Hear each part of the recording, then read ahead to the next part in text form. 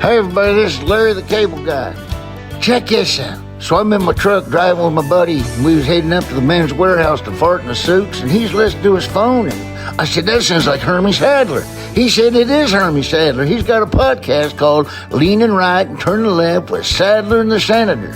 I said, Sadler and the Senator? He said, yeah, that's his good buddy, Virginia State Senator Bill Stanley. I said, well, what in the world? He didn't know this. I said, did you know that Hermie Sadler was voted one of the 50 best looking drivers in NASCAR? He said, I did not know that. I said, cause it ain't true. You never know though, he never takes off his helmet. But I know one thing, this show Leaning Right, Turning Left is good. So pull up a chair right there by your phone, get yourself a cold beer and give a listen right here to this week's episode of Leaning Right, Turning Left with Sadler and the Senator.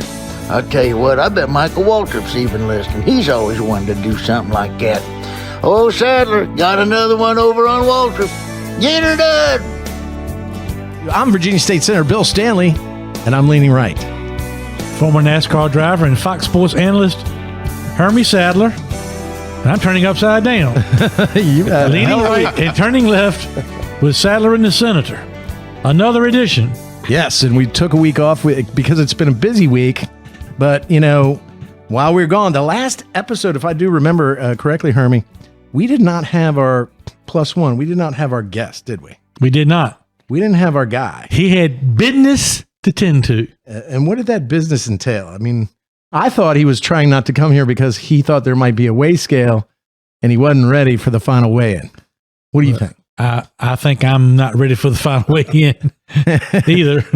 I'm all for delaying that as much as possible. But did you get a phone call this morning about our plus one? I did. I did get a phone call again, and I'm a little concerned. I was concerned until something happened, but this is again the phone call I got. You have an incoming call from Shep Moss, an inmate at the Mecklenburg County Correctional Facility. To accept this call, please press 1. Should we press 1? Press 1. Press 1 for our plus one. Ladies and gentlemen, back on the show after a small hiatus is Shep Moss. Hi, Shep Moss. hello, gentlemen. How y'all Shep today? Moss, the happiest councilman in the South Hill Town Council. How are you, buddy? I'm extremely happy. Well, welcome back, man. I am very happy. We missed you a whole bunch. Yeah. So, how's your days been? Day's been great. I mean, last time we had you on, you seemed like a pretty happy town councilman.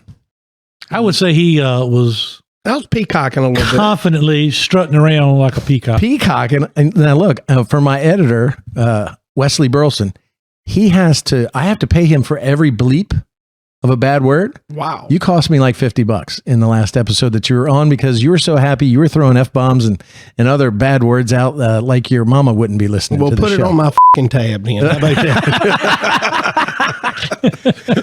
All right, that's $10. That one might be $25. Just right there. Well, welcome, Shep Moss, and thank you. And you look good. Thank you. I've lost a little weight. Have you? Lost a little weight. Where'd it go?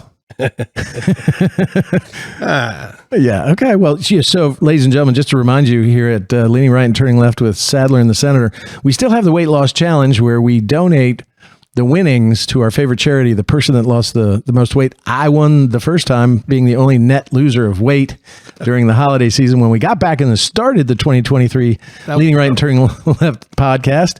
The other boys gained a little weight, and so that benefited Homeward Trails, the Humane Society type rescue animal league that saved so many of those beagles from Envigo that I was involved in.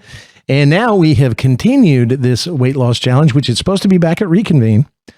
We're going to have Senator Bill Carrico, who's the head of the Virginia State Police Association. He takes that job very seriously. He does. He was asking me, should he be here? Did he think there was going to be a weigh-in? Because he had to go back home. And I said, no, it's okay. Is that the same legal pad? You can come. No, it's not. We have it documented. It is. It's back at the office. That's your favorite word, ain't it? Documented.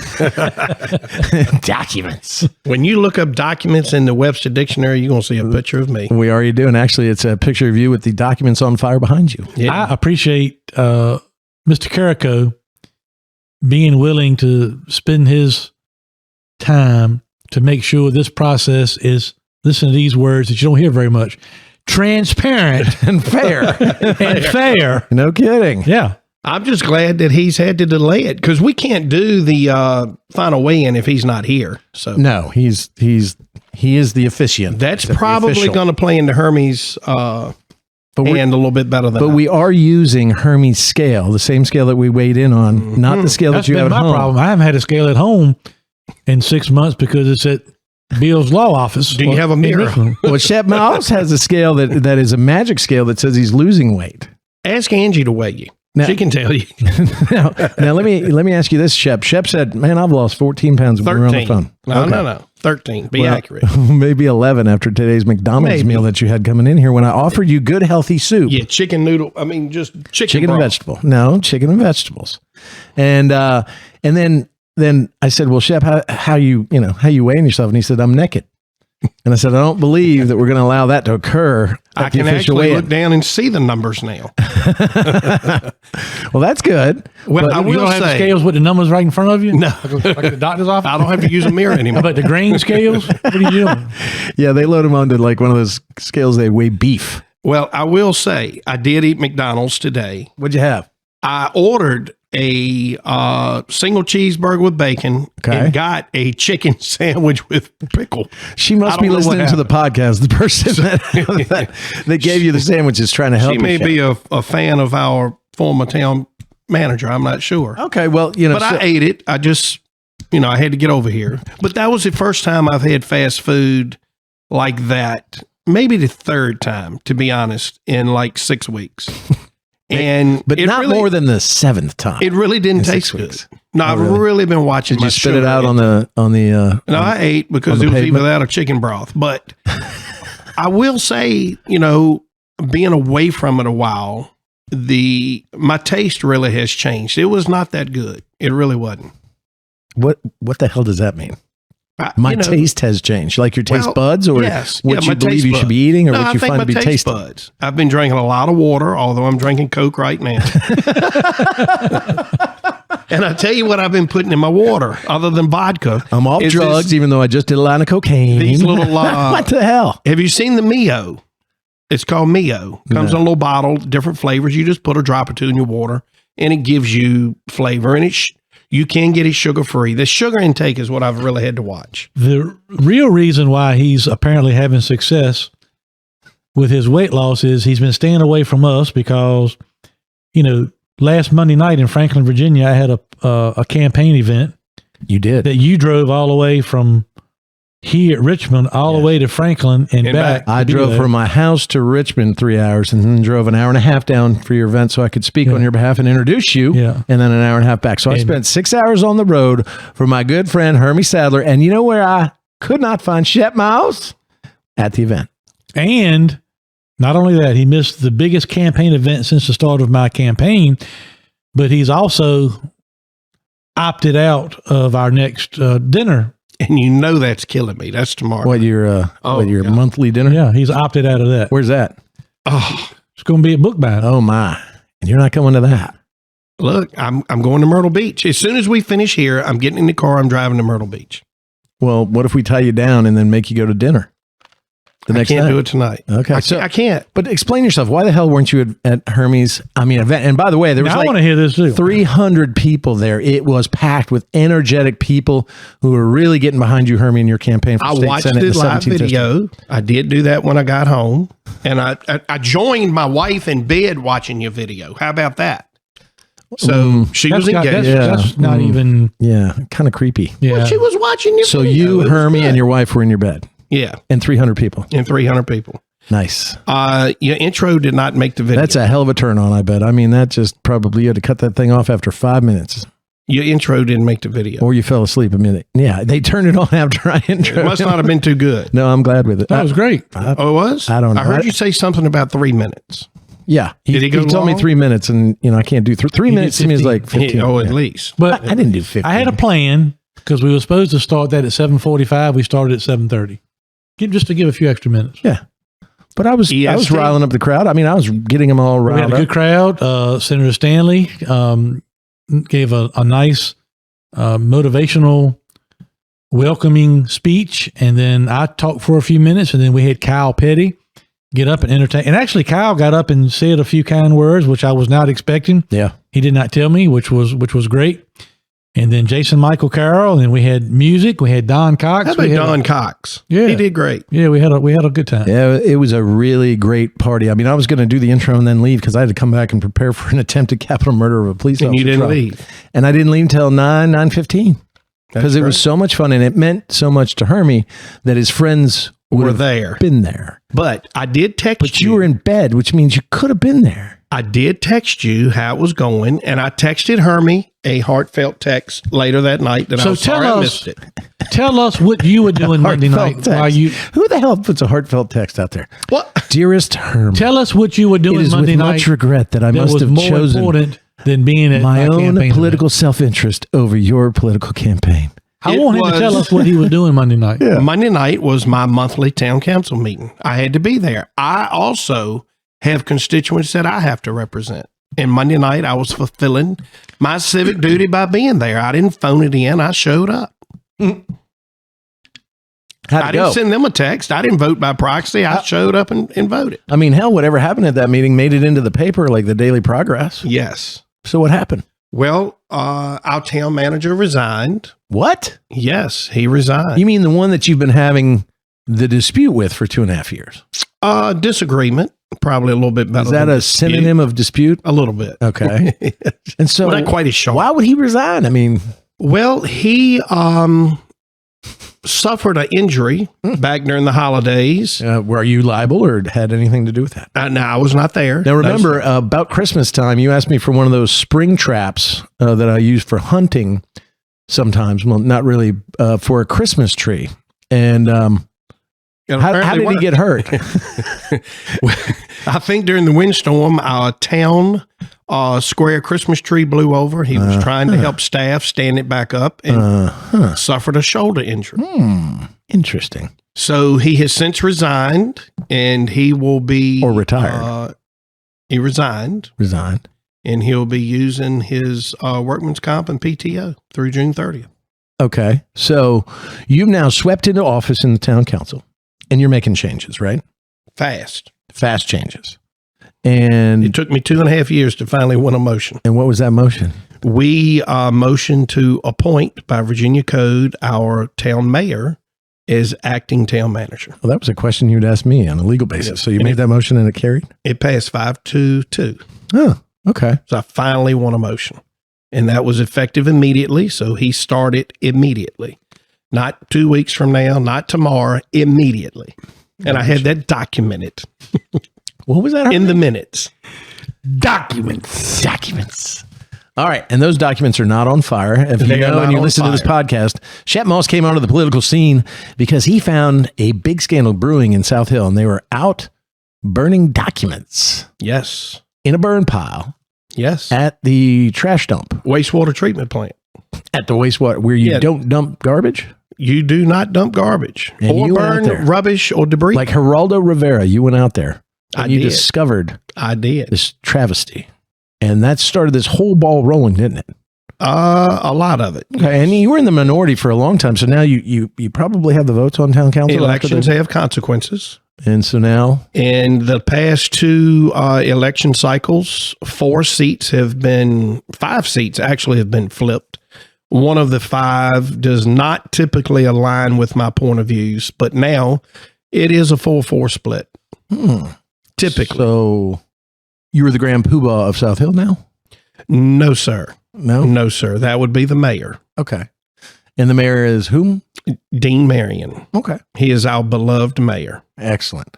And so you're in a good mood because you're moving forward in I'm your in direction? extremely good mood. I think South Hill's brightest days lie just ahead of us. That sounds familiar. Yes. Well, congratulations, Shep Moss. And I don't think that's a valid excuse to miss the Hermie Sadler fundraiser. I don't know about you, Herm. I mean, you're willing to give him I'm a writing pass? all this down because 1 year, 2 years from now, we need to go back and look and see where things stand. Oh, you're going to pull the tape measure out on me. We'll pull the tape measure out on it. Is this what you call a dick waving contest? Yeah. Okay. Well, congratulations. You were missed, and that was an incredible event. And let me tell you something, Hermie. Kyle Petty can sing and play a guitar. He's great.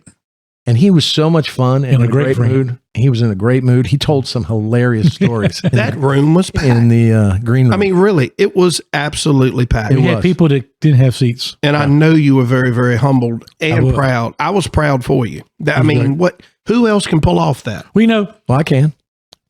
You had 12 people. No, if I'm Your invited to mother go was speak one. at some place, then I take credit for the crowd. Yeah. So, when I had when we had the campaign kickoff back in November at Faux Show, we had a good crowd. I was there for that. And people said, because I heard somebody perhaps in my opponent's camp made a comment to one of the people on my team, somewhere along the line with, I mean, that was in his hometown. Right. So I moved this next event over to Franklin, which to the is backyard, kind of in the middle City of the Franklin, district. not the county of Franklin. The city of Franklin, kind of in the middle of the district. And we actually had more at this event than we had at the launch event at Faux Show. Yeah, no, that was clear. And it was fun. Everybody was having a good time. Everybody was fired up. And that's what you need to do. You're beginning a political season in March. Yes. When most people are still from the hangover of the November election the year before. It's the real March Madness. So you really actually get you get them all fired up, and they walked out of there very fired up. The other thing I noticed is even when I left at 9-ish, nobody had left. Everybody was staying there to the very end, and that's also the retention rate of your crowd. Yes. Is usually a clear indicator how much energy people have for your campaign. So while we're doing that, and you and I, we write down right before we go on. We don't plan this thing out because it's better when we just start talking, the three of us. Or when Shep's not here because he's avoiding being weighed. Can I say one more thing? Sure. And thanks to everybody that came and all the sponsors and the individuals and the people that showed up. We raised $48,000. No way. That's amazing. That's awesome. And they were drinking bourbon too. Angie said it had to be a world record for bourbon drank on a Monday night. Because she ran out of bourbon like at 7:30, and we had to buy bourbon from the people next door at the restaurant. Hey, I'll tell you, I watched your speech, your comments, and you thanking people, and I even texted Billy Bob over here. Man, Hermie took the gloves off a little bit in that speech, and you did. I was glad to see that. It's a shame you said earlier, my team versus their team. You would think you would be on the same team, trying to better the state. We have the same problem in South Hill. I call it old guard versus new guard. It shouldn't be a guard. It should be what is best and what is right. We're on the same path. We're just two different levels. And it's a shame that it has to be two different teams. Yeah, well, I've always, I mentioned on this podcast several times, not only Senator Stanley, but George Allen and other people, to try to be careful about being derogatory towards fellow Republicans.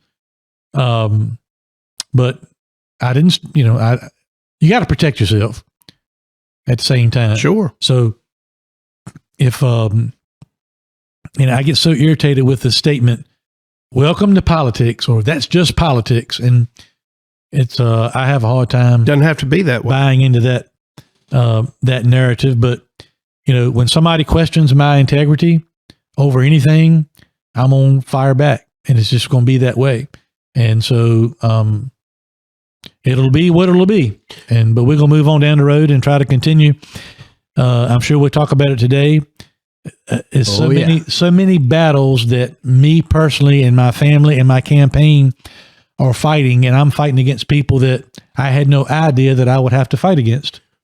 All I've asked for, all I've wanted in this process is a fair opportunity, and I'm going to have to continue to keep fighting to try to get that opportunity. Well, the sad part, Monday night, we had a constituent come to our meeting who obviously was displeased with the actions that have been going on since January the 1st. And this particular person stood up. He told us as a council that we were only there to pass policy, look pretty, kiss babies, and when necessary, cut ribbons. And he cited the Virginia Code of how to have an elected official removed. He told us to write it down and get familiar with it. What a sad day when that particular citizen, Everybody has a past. I don't live in a glass house. This is a disbarred attorney who pulled 5 years for embezzling money from his clients.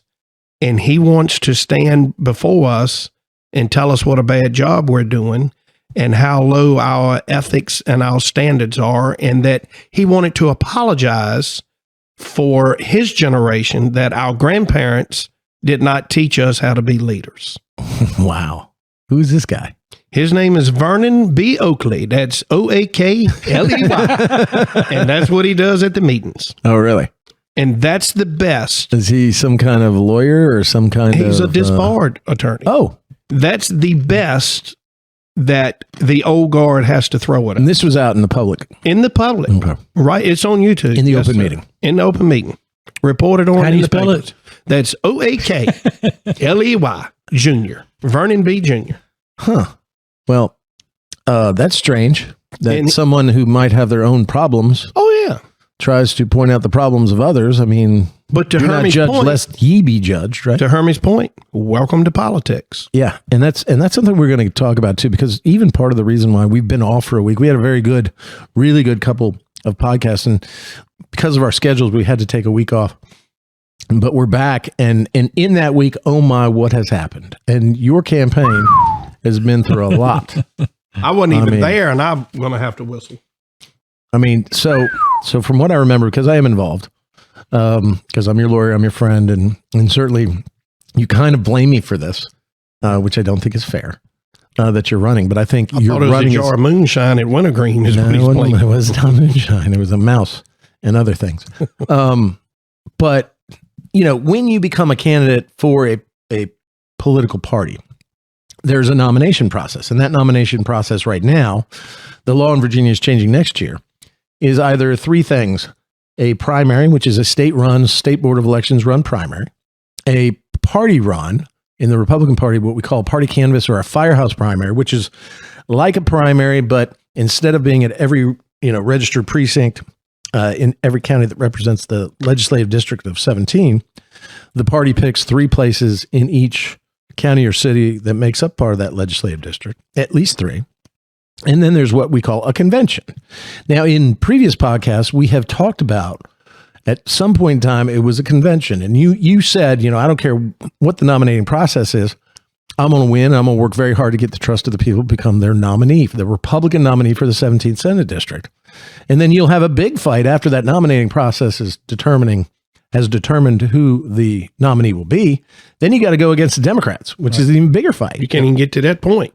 But what we have seen and what is actually going on, and we're going to do a little bit of deep dive and unpack this, is we have seen an alteration, an incursion, an unjust, I believe, putting the thumb on the scale to favor one candidate, and that wouldn't be you, over another, using the party apparatus and the powers that be in the executive branch, the judicial branch, whatever branch, the legislative branch.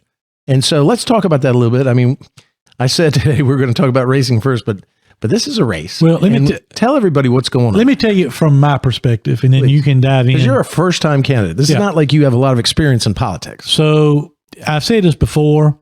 I had kind of hoped that Delegate Brewer, who is my opponent in this nomination contest, I had hoped that she would remain in her House of Delegates and fight for her delegate seat that she currently has, because it's just as important to maintain a majority in the House of Delegates as it is to gain a majority in the Senate. And it's 52-48 right now, Yeah. So in favor of Republicans. So if she moves out of that House seat, that could be now, we're at 51-49, and we're starting to fight for our lives for the Republican majority in the House of Delegates. So anyway, that didn't happen. She has a right to run, just like I have a right to run.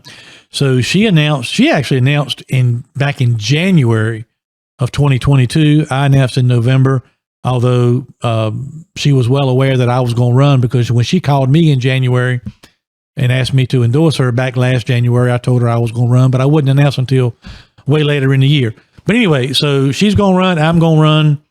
So we start having these conversations with our campaigns. We start going to all these GOP meetings around the district.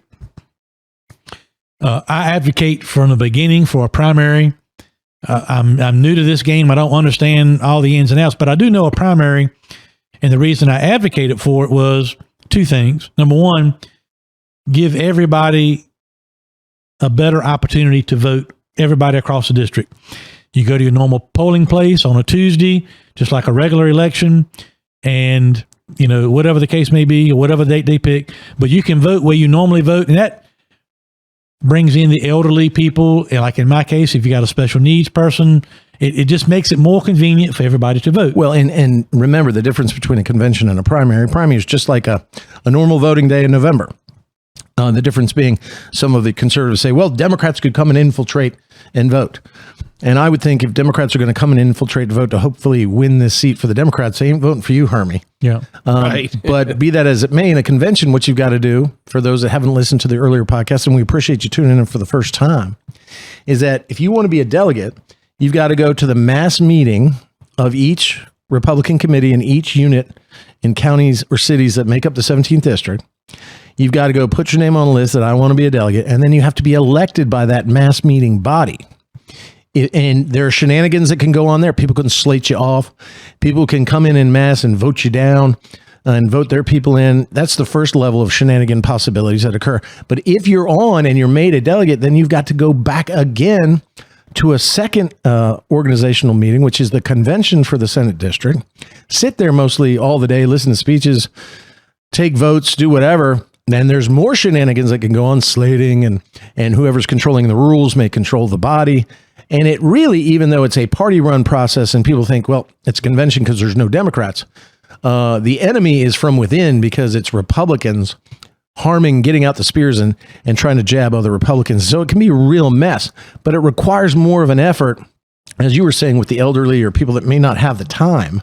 It requires more effort because you got to go to one meeting at the unit level, get elected, hopefully as a delegate, and then go to the second meeting, which is the convention, and then vote for your candidate. And instead of one man, one vote, the votes of each unit, that is Suffolk or Greensville, Emporia, is weighted based on what your population voted for president or governor in the last election.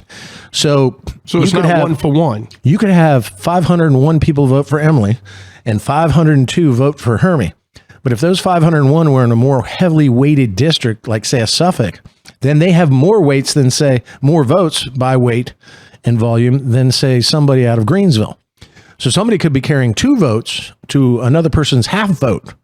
And so that's another way to slant the election. So it's really not the fairest method of voting. A party-run canvass, firehouse primary, or a regular state-run primary, that's where one man, one vote actually comes into play in picking the nominee for the party. All right, so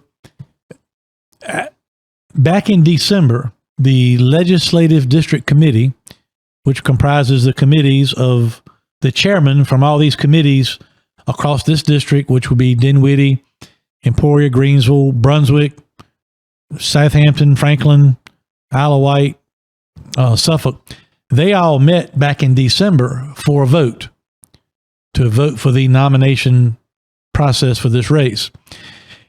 Every one of the committee chairs voted for a primary, except Isle of Wight and Suffolk. They voted for convention. The difference was Isle of Wight and Suffolk together, to Senator Stanley's point, they haven't had enough of the weighted vote to have over 50% without everybody else. Correct. So them two controlled it, and they had it figured out before anybody even went, because that's what my opponent wanted, was a convention, and she had the ear of Suffolk and Isle of Wight committees. So they voted for a convention to appease her. So we started back in December working towards a convention. Well, along about the middle part of January, it got back to people on my campaign team that some of the people in Suffolk were concerned about the possibility that my opponent was trying to potentially control the mass meeting, somehow control the convention. They were concerned of, to Bill's point, some people think, okay, we'll have a convention, we'll keep the Democrats and the shenanigans out, But the people of Suffolk said, if we let one candidate take over the control of the mass meetings and the convention, then we've got shenanigans again. So the LDC decided that they were going to have another vote or another meeting and reconsider the vote. Well, once Emily's team found out about that, all of a sudden, lo and behold, the 2nd Congressional District, along with Dennis Free, who's in charge of that, The chairman, they come in while all this is going on because now they're worried that Suffolk might be calling another vote and they might potentially change their mind and vote for a primary. They decided to take an action and defunct the Suffolk GOP unit and try to remove the current chair. And then they appointed a guy, I won't call his name, that to be the chair of the quote unquote new Suffolk GOP, who this person has actually donated to my opponent's campaign multiple times in 2022. and just so we can make sure everybody understands, the 2nd District Committee is the 2nd District Congressional Committee, which kind of oversees, or its membership is made up of the counties and cities and those local units that make up that congressional district. They're usually a lot bigger because it covers a lot of space. There's 11 congressional districts in Virginia, 11 congressmen and women. And what you have then is that's the Republican governing body for that congressional district. I was 5th District Chair for 4 years, brought back because they didn't like the chairman one time for another 6-month stint. I was a unit chair for 4 years previous to that. But what you have then is they kind of govern in some way. They're the governing body over these local units. And when and the word defunct or dissolve, when they move to dissolve, usually under the state party plan, which is a Republican Party plan rules, a district chair like myself can go in and pretty much declare that the unit is not functioning as a Republican Party unit. But the reasoning for actually dissolving the Suffolk committee was, in my mind, ridiculous because, in my opinion, was extremely unnecessary nor warranted by law or fact, was because the Suffolk committee got mad that the Speaker of the House, current Republican Speaker of the House, Todd Gilbert, would not bring up any gun bills or abortion right to life protection bills in the House because he figured they were all going to get killed in the Senate, and he did not want to have some of his delegates take bad votes that might hurt them in their reelection efforts. That's really what he's doing. He's protecting them. Mm-hmm. And Suffolk made a statement censuring, and they voted on it, censuring the Speaker for not bringing up those bills and giving them a fair hearing and sending them over to the Senate, even if they were going to be killed. That's all they did, which is their opinion. And that is the basis upon which the 2nd District Chairman, Dennis Free, and others determined for themselves that you're not functioning as a Republican committee because they dare go against the body politic or the leaders of the political party, maybe embarrass them, or they didn't like the word censure. And so, to me, that's no reason to dissolve a committee. If a committee has an opinion about something, about how we're doing our job, if the Franklin County Republican Committee wants to send me a letter of their displeasure of how I voted a certain way or how I'm not doing my job, or if they want to use the word censure, that's their God-given right. Nothing in that should say, well, you're not functioning as a committee. Well, under that scenario and that thought process, Suffolk is not functioning as a committee because you don't walk in lockstep with leadership, which is not what the Republican Party stands for. We're not sycophantic. We're not robots. And all of these people that we depend on so much at the local level, at the Suffolk committee level, that work so hard, volunteer their time, and help people like me get elected, to be disrespected by a district committee chairman who believes that you've brought shame upon yourself because you dared to challenge somebody in a leadership role, I think is the silliest thing I've ever heard. So I don't think it was the right thing to do. I think it's not going to stand up on appeal when they appeal it to State Central. But so it had to be for an ulterior motive, in my opinion. And the ulterior motive was they wanted to put their thumb on the scale and dictate the process of nomination in the 17th Senate District to favor one candidate who might be favored by the Speaker or someone else over another who happens to be a grassroots guy like Hermie Sadler. So let me walk back through this if I can, Hermie, just so the listeners understand. Because when you finish with this, it gets worse. just so the listeners, scratching the surface. Hey, just so he's the about listeners to bring you understand. some documents. Just so the listeners understand. Sure. Hermie Sadler filed a lawsuit against Governor Ralph Northam in the state of Virginia for, in his opinion, government overreach. Correct.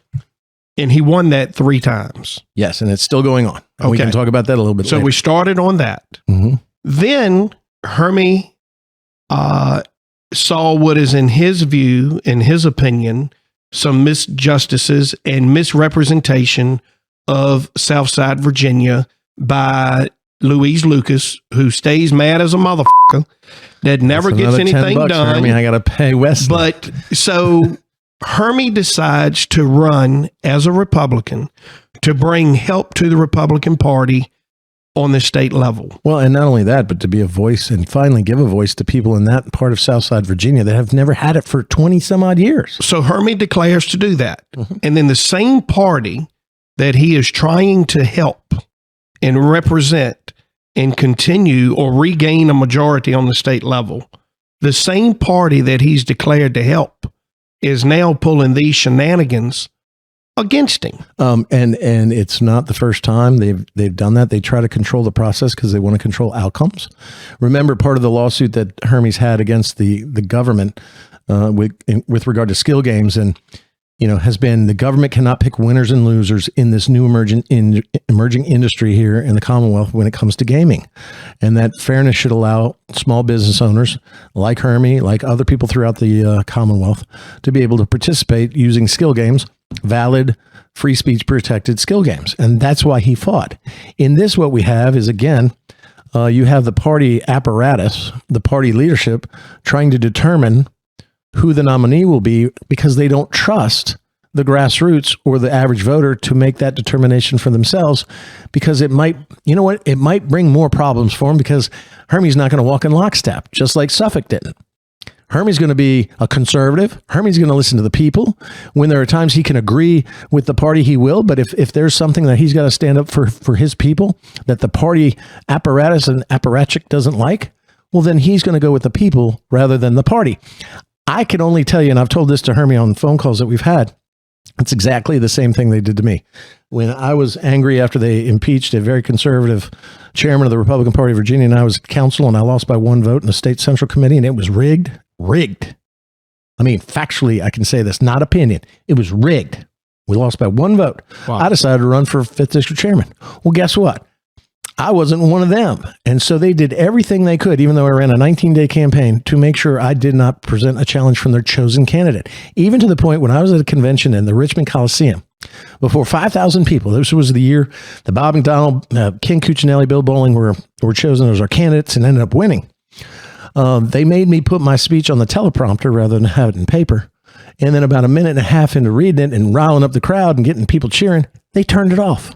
They put people underneath me screaming expletives at me, calling me every name in the book.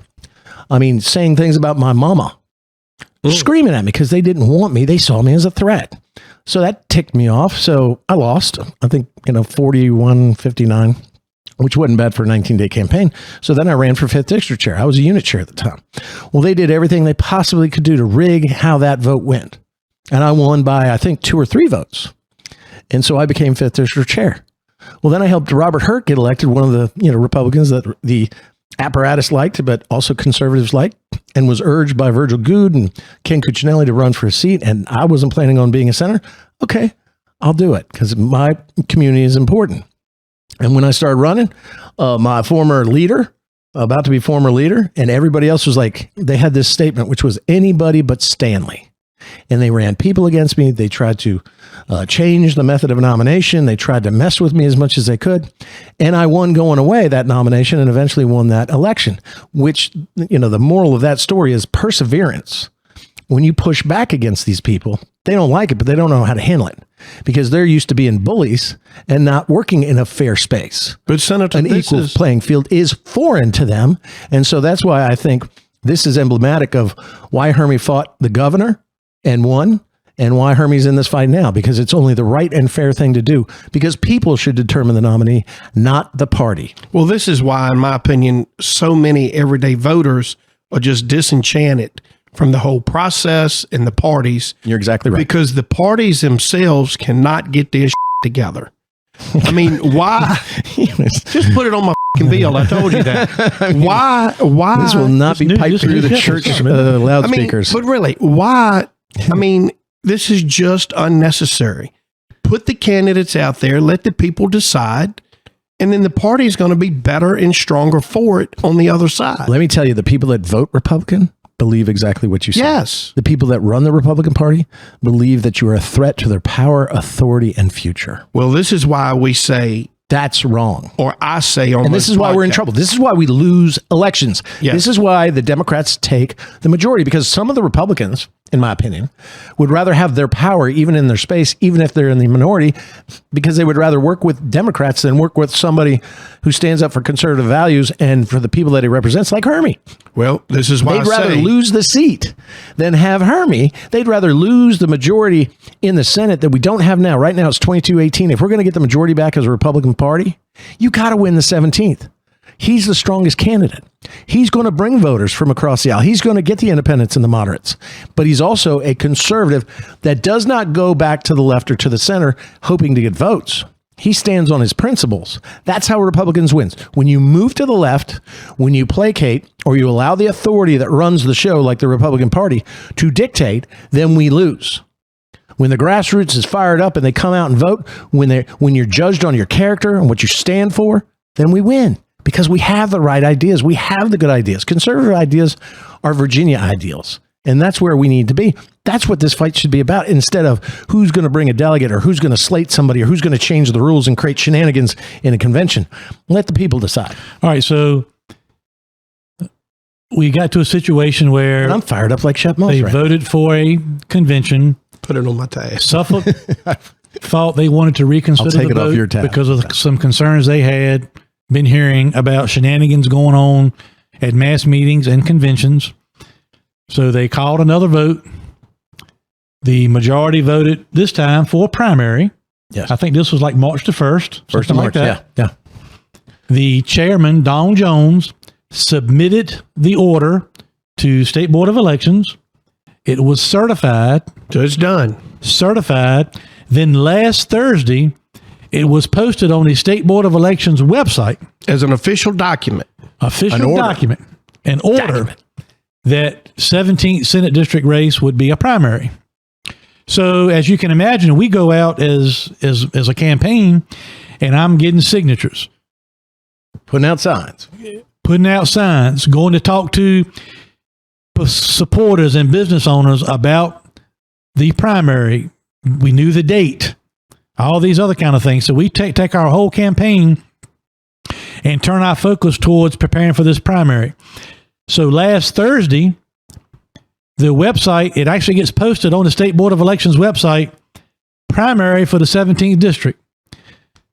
Then the next day, Friday, right at 5:00 p.m., it's pulled down off the website, and so it's not listed as a primary anymore. Now it's listed again as a convention. So the document got burned. So, well, yeah, in cyberspace, I guess. Yeah, it got burned. But take this to another level here. One, they said that Dawn could not file the document because they had dissolved Suffolk. But in the state party plan, the Legislative District Committee is an independent body, independent of the party in many ways. Once she was duly appointed by the existing Suffolk committee, and she was the only chair, ones that could dissolve it. Yeah. Then how do you remove her? So they're a standalone entity. So their whole argument is that she lacked the vote on the committee to vote for a primary. A committee that has no money to pay for a convention, has no money to rent the convention hall, that has to have at least 1,500 people, has to pass fire code, has to pay for insurance, has to pay for at least water to make sure nobody passes out, has to pay for the paramedics that are going to have to be there in case somebody gets sick, that has to pay for the security and the police officers to guard which is a county-owned building. These are schools where you can have these, because gyms are the only places that are big enough. They can't afford it. They can't do it. And yet now it's being forced upon them because they think a primary is not into their chosen candidate's best interest. And the reason they took out Suffolk was, and I got this from Eric Brazil, was that he didn't support the the chairman, the last chairman before Don, didn't support Youngkin, which is a fallacy. He did support Youngkin. So now they're making her pay the debt on a closed account. And that's their second reason, other than they sent a censure letter out to the speaker.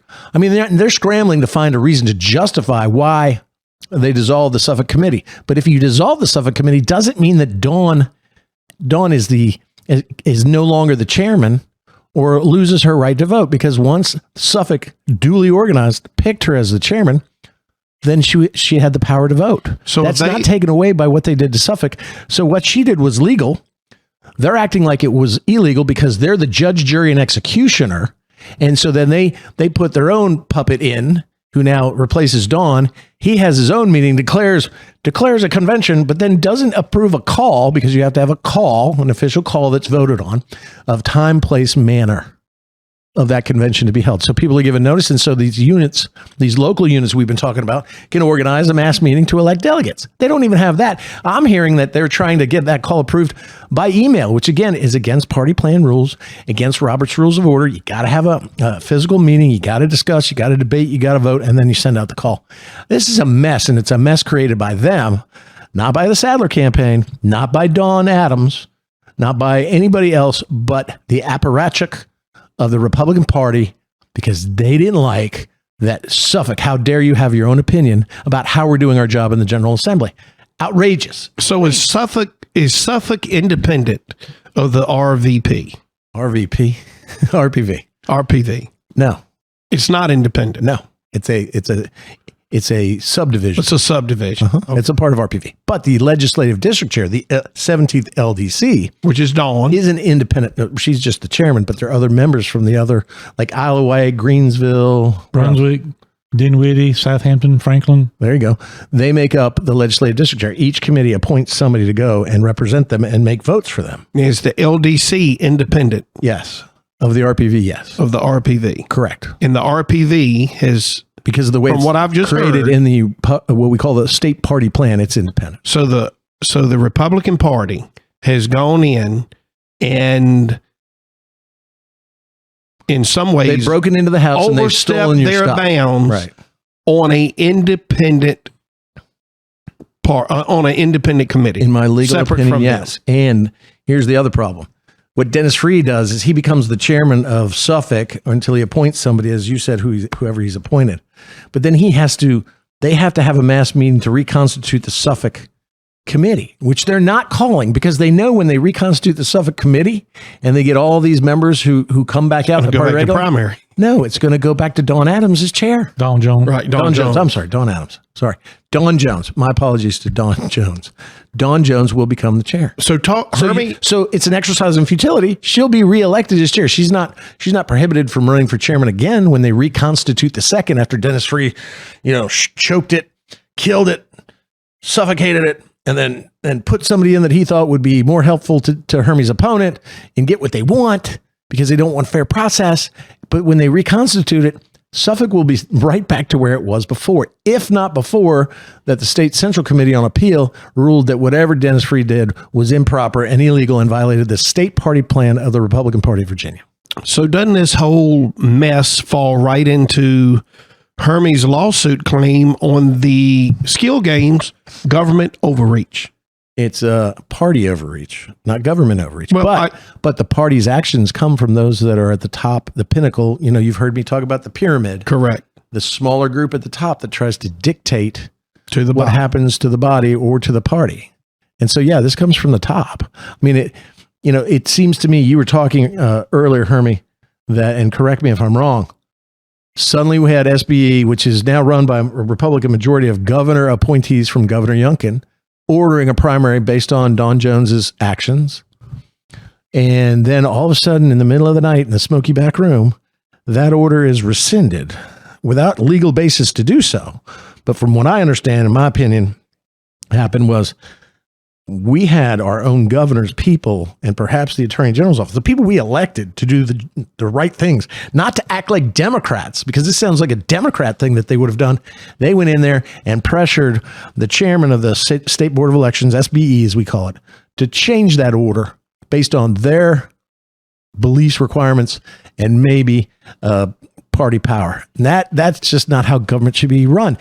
Elections should be run by the government itself, not by a party necessarily, but ultimately it has to be independent of the branches of government, legislative and the executive branch. And as I said before, I was okay when they said it was going to be a convention early on. We put our campaign in place and we started to prepare for a convention. I was okay when they decided to change it to a primary. We just changed courses and started to get prepared for a primary. But everything that's happened since then is an embarrassment for the Republican Party. It's an embarrassment for both of us as candidates trying to run elections, going to talk to potential supporters, constituents, voters, at a time when we need Republicans to be energized and get out to vote, not only in this nomination process, but also in the general election. I'm going to talk to people and what's going on with the primary and the convention. It's just embarrassing to try to go talk to people and pump them up about, and they get disenchanted with it. And that's why the Republicans are not voting. Well, and that's why they won't come out to vote. Or that's why now they're discouraging. What they're doing is maybe intentionally discouraging people to be involved in the party process, even at a convention level. Why am I going to go to a mass meeting and spend 3 or 4 hours of my very valuable Saturdays only to be voted down by Shenanigans and slating by a party that is, like my dad used to say to me, when I want your opinion, I'll give it to you. So you're discouraging people to get involved at the critical moment when Glenn Youngkin, our governor, needs the last 2 years of his agenda to be put in place. Or otherwise, he's a lame governor that got very little things on his agenda accomplished. Why are we doing this? Why don't we just say, let the best person win and let the process take care of itself instead of dictating process and dictating outcomes? Because just like I said before, when we dictate process and outcomes, we lose as a Republican Party. Why are we always in the minority? Because you know what? Democrats know how to do this stuff. We fight each other. I had Don McEachin, the late great Don McEachin, a friend of mine, senator, became congressman. We were on opposite aisles, didn't agree about much, but we certainly had an affection for each other as human beings, and we would debate politics all the time. And he looked at me one time and he said, Bill, the Democrat Party would pay $1 billion if a consultant came to us and said, you know what? I have a way to create disunion in the Republican Party, to manipulate the Republican Party so that they spend more time fighting with themselves than fighting Democrats. We'd pay it, he said, but we don't have to pay $1 billion because you do it yourself without ever having to drop a dollar. And that is the truth. We are better at fighting ourselves than we are fighting Democrats. We are better at fighting ourselves than fighting for good principles that will lead Virginia to its greatness in the future and protect our children. We are greater at putting people down than putting people up, bringing them up. We are good at discouraging people to be involved in the political process than we are at getting them at the grassroots level to be involved in it. As we're taping this, it's Thursday, March 16th. Mm-hmm. That order for the primary was sent by LDC chair to State Board of Elections March 1st. 16 days ago. 16 days, okay. But as I'm sitting here today, my campaign has been not notified of a change from a primary to a convention. My opponent in this nomination process has already posted on her website 3 or 4 days ago that there would be a convention, and apparently she knows where the convention is, the date, the time, the location. Talk about that a little bit. So when the primary documents were filed, the order is released on the 1st. Right. Suddenly, in that back room, the pressure's being put on, and in Delegate Brewer's website, what happened? She put up, first of all, she put up convention, then she took it down.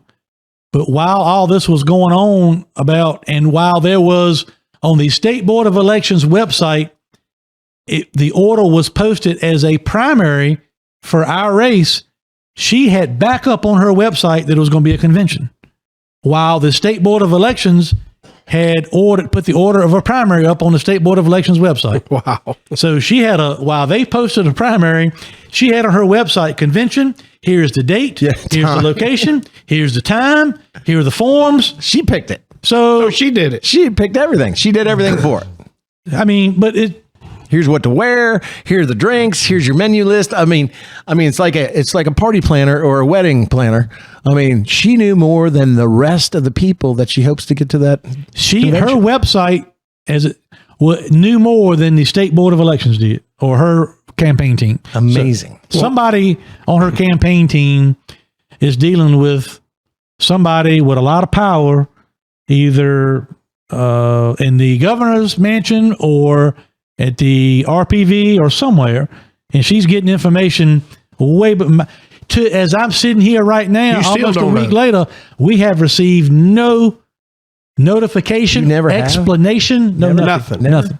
No, not a smoke signal, nothing. Now, wouldn't you think if the state board of elections? Hey, that's not very woke. Smoke signal. Hey, it's the indigenous people. Okay. Wouldn't you think if the state board of elections presented an order, and then they were going to rescind that order and change it to another method, we should at least get an explanation?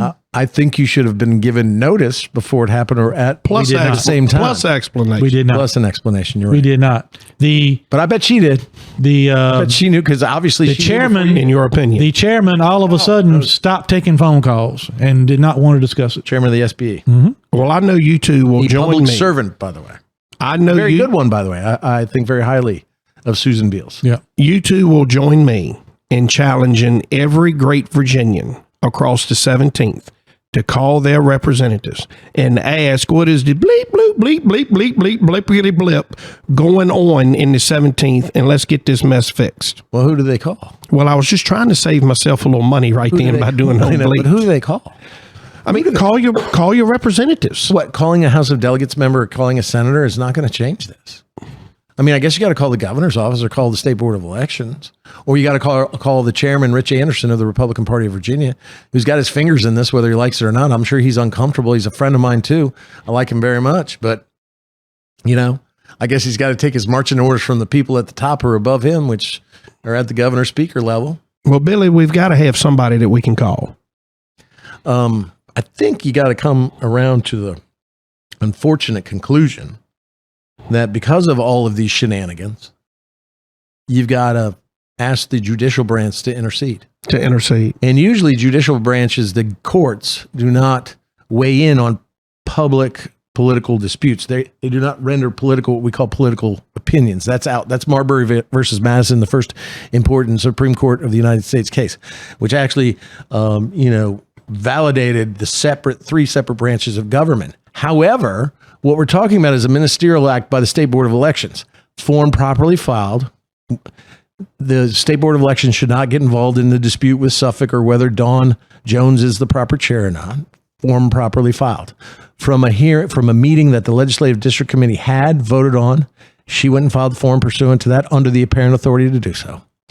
Then they were rescinded for whatever reason from whatever political pressure that they got.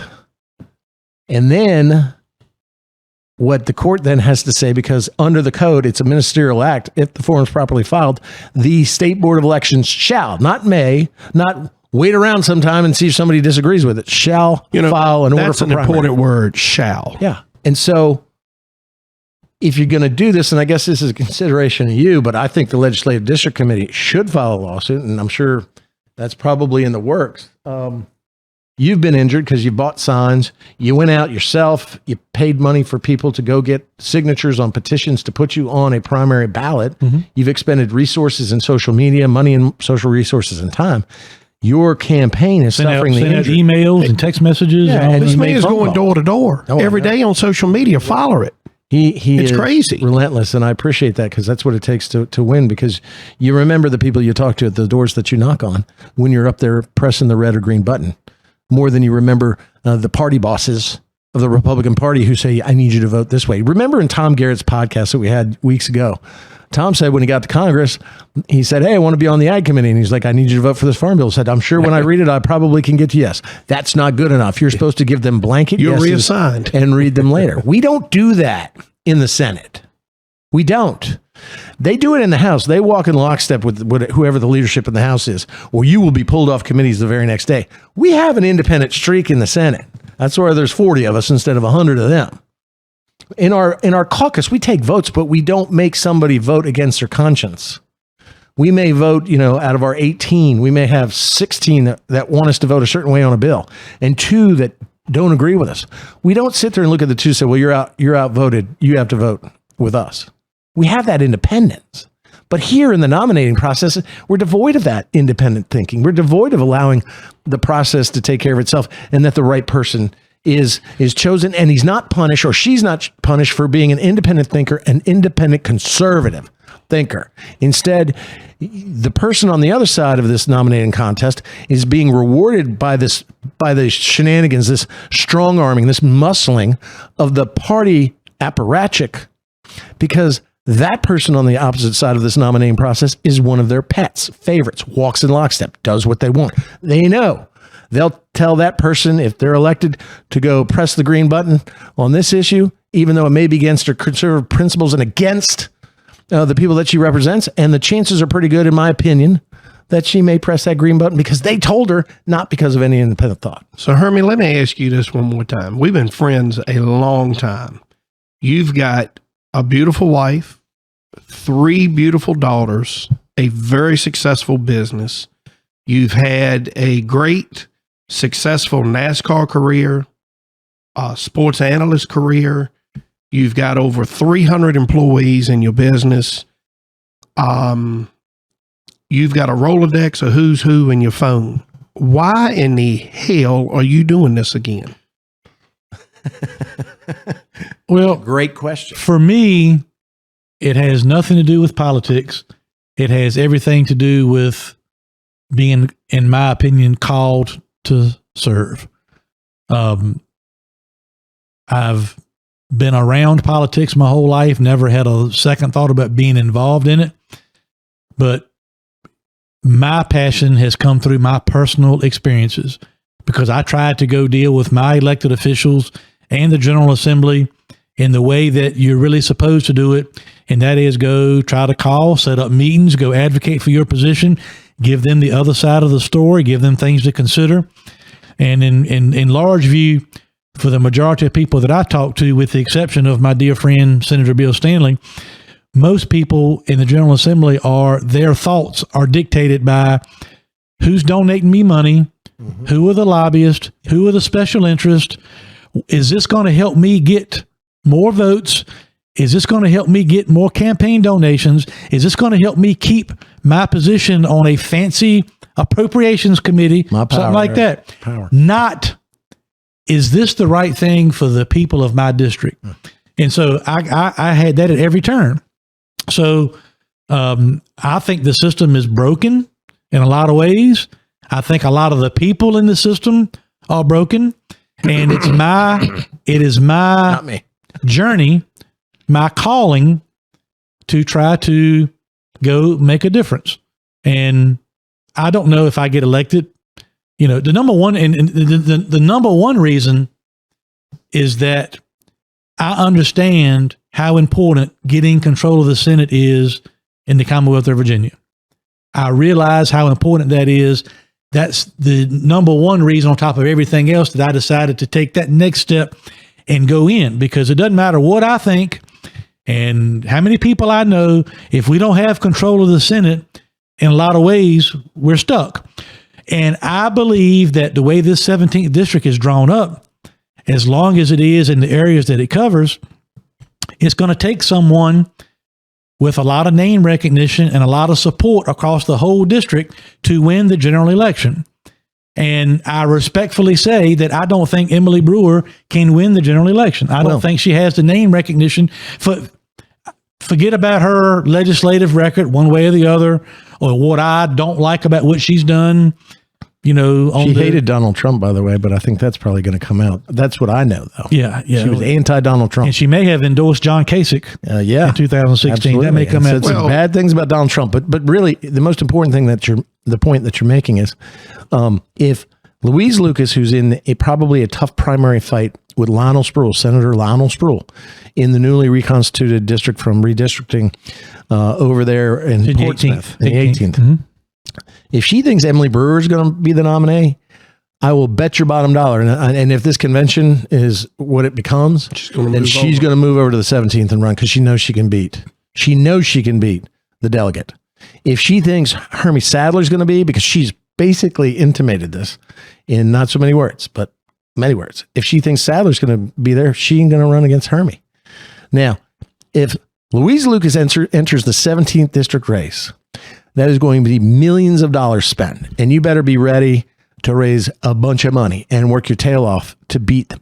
The determining factor of whether we're in the majority or the minority as Republicans in the state Senate and the General Assembly session of 2024 will be whether Republicans win the 17th Senate district. And if Louise Lucas is in there, it gets a lot harder to do. And so right now, I think it's Clint, what's his name? Clint Jenkins. Clinton Jenkins. We'd like to keep Clinton Jenkins because he's a beatable candidate. But you're bringing a lot of political power to the 17th that will be used against the people of the 17th in order to keep her seat if Louise Lucas runs. Well, I just implore every Virginian that lives in the 17th to call a friend, do a social media post. The importance of this race now is you cannot go unnoticed. Oh, it's gotten even bigger but it's bigger exponentially And right now because of our shenanigans. Spread the good word about Hermie Sadler. Well, I totally agree. It's got to happen. I totally agree. And then we're going to go to break. And I got some Manscaped product for your beard that I've got in the back of my car. I've got to give to you. We always appreciate Manscaped being a partner with us on Leaning Right and Turning Left with Sadler in the Center. Have we left anything out here, Herm, that we've not touched on? Because when we come back, we're going to be talking about the skill game lawsuit, because there is some movement and things going on there. Yeah. People are interested, always texting me, and since they were texting me, I'm getting text after text. Where's the podcast? Where's the podcast? So here it is, and we're going to release it probably tonight, hopefully. But we're going to talk about skill games. We're going to talk about Sadler Stanley Racing, where we are in the open wheel modified and the Smart Series and the upcoming wheeling races in Virginia. And then we're just going to talk about racing in general, what we think of the NASCAR circuit 4 races in. I'll just say one more thing. The people, just like we are doing in the skill game lawsuit, which to me is to advocate for small business and their rights and the rights of small businesses across the Commonwealth of Virginia. Same mentality in this election. I'm going to fight. I'm going to take on whatever they throw at me. My goal is all I want in this nomination battle and in this election is a fair and equal opportunity. And I'm going to fight tooth and nail, step by step, all through the process to make sure to do what I can to clean all this up, or clean as much of this up as I can. Because, and I said this to you the other night, as much as I think it would be refreshing, doesn't have to be me, but to have somebody like me in the Senate advocating for our area, if I am able to clean up all of this mess, and if it works out that I'm not elected, but if I still clean up a lot of the problems, success. I've still been an impact and I've still been successful, and maybe it will help the next person that comes along that decides to step up and serve and fight.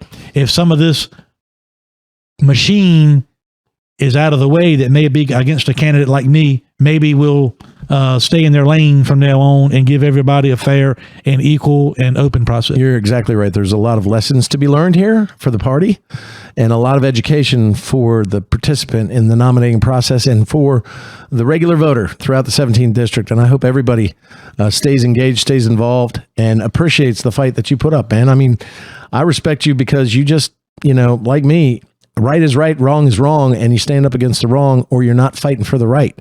And so that's what you've been doing, and I really appreciate that. And I think the voters will reflect that in their votes, whether it's a convention or a primary. But I think the things we're going to have to consider is whether we sue. I think the Legislative District Committee probably is going to sue, whether we participate in that. You know how that people will try to use that against you. Yeah. But if you're fighting for what's right, then it's the right thing to do no matter what. Because if you don't fight, then they'll continue to do this crap. Just say one more thing. Yeah. Just so I'm clear.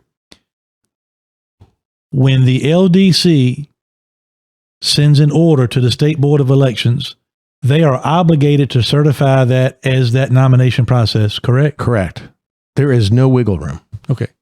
You can't go back and go, well, it wasn't the proper chairman, and that's what they're trying to do. Well, we removed her. I mean, The court's not going to get into that. The court's going to say, did you follow the code of Virginia? The LDC Legislative District Committee chairman followed the code, followed the proper paperwork. Proper paperwork was received by the SBE, the State Board of Elections. They issued the order.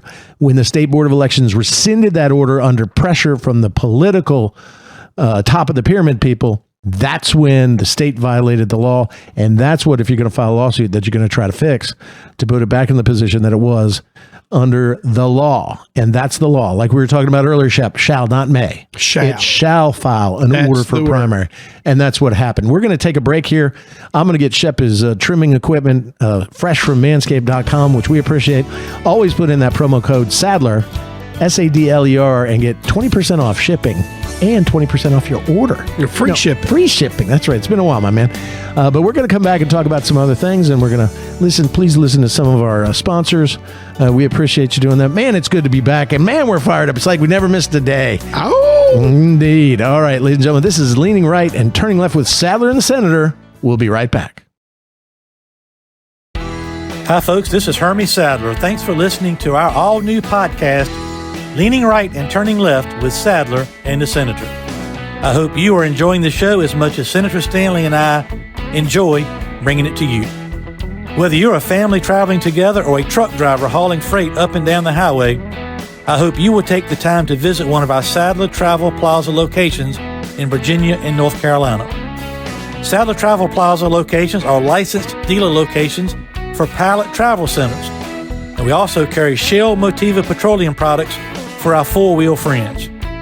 We pride ourselves on providing one-stop shopping for service, food, and entertainment. Our food options include Five Guys Burgers and Fries, Quiznos, Dairy Queen, Hermie Sadler's Faux Show Bar and Grill, Victory Lane Restaurant, Hunt Brothers Pizza, Dunkin' Donuts, and much, much more. Our locations include Sadler Travel Plaza in South Hill, located off I-85 at exit 12. The Sadler Travel Plaza of Emporia, which is conveniently located on exit 11B off I-95, and Sadler Travel Plaza on Highway 58 in Suffolk. We also have our North Carolina location, Sadler Travel Plaza in Dunn, North Carolina, that's exit 75 off I-95. We appreciate all of our customers, and Bill and I appreciate you listening to Leaning Right and Turning Left with Sadler and the Senator, powered by Pace-O-Matic. Hey, this is Bill Stanley, Hermie Sadler's sidekick on this podcast. When I'm not in Richmond at the Capitol or doing this podcast, my real job for the past 27 years is as a trial attorney with the Stanley Law Group. Here at the Stanley Law Group, we represent our clients in every courthouse in the Commonwealth. No problem is too small for us to solve. No case is too big for us to win. Whether it's criminal charges, traffic offenses, civil disputes, litigation matters of any sort, we handle it all. We make sure that we treat every client like family because they are to us. Your problem is our problem. Your success is our success because we hate to lose more than we love to win. And believe me, we win a lot. Don't believe me? Go ask Hermie. I'm his favorite lawyer, and he hates lawyers. So give us a call at 540-721-6028 and let us help you. Or visit our website at www.vastanleylawgroup.com. That's www.vastanleylawgroup.com. At the Stanley Law Group, we'll make sure we're the lawyers that you swear by and not at. And we're back. Thanks for staying with us. I'm Virginia State Senator. I'm leaning right and ready to fight after that last segment. I tell you, it feels so good sometimes just to let it go. Sure. Just to let it go. Well, and not only that, if we weren't talking about it, that would keep others from talking about it. Yeah. You need to bring, and I think you used the word earlier, transparency. Yeah. In politics, and especially intra-squad politics like the Republican Party, a lot of this stuff is done in the back rooms without transparency, and that has to end. If we're going to win again, if we're going to lead Virginia, just as we've said earlier, then we need fair process. We need more involvement of the party regulars, but the voters in general. We need the ability to tell that voter why they need to vote for us. Yep.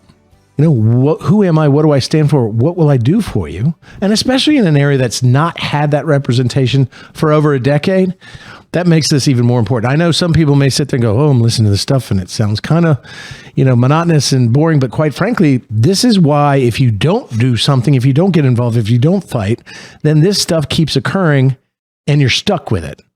If you go out and fight, if you go out and vote, if you go out and participate and support the candidate you like, whether it's your opponent or you, then you can ensure a fair process so that ultimately, hopefully, the region is represented by somebody that's going to fight for them, not work for the party or do whatever, the party top, leadership brass says. I'll say two things. I know we probably, for some people's taste, talk about it too much. If it was not for our lawsuit, the skill game lawsuit, there would not only be small businesses that would have been devastated 2 years ago coming off of a pandemic, but there would be an unconstitutional law on the books here in the Commonwealth of Virginia. With people getting prosecuted. Or their businesses getting shut down because they're fined $25,000 for running a legal gaming operation that the government says is illegal. They shut them down, and guess who wins? Casinos, Rosie's, Churchill Downs. There would be an unconstitutional law on the books in the Commonwealth of Virginia that people could go to jail for violating if it was not for our lawsuit. And the people that are actually fighting you now on the definition of what the nomination process would be would have put that law on the books unchallenged. People would have gone to jail unconstitutionally. Businesses would have shut down because they would have been fined, as I just said, or whatever. And we would be run by casinos, Churchill Downs, those people, Rosie's, and not as Virginians have a say in the direction of our state moving forward when we've opened the door. I didn't want it. I didn't vote for it. But we opened the door to gambling, gaming, casinos. But we would be ceding the field to out-of-state interests that would dictate policy for Virginia for years to come. I mean, I saw, oh, look, they had a record month at their temporary casinos, like $13 million.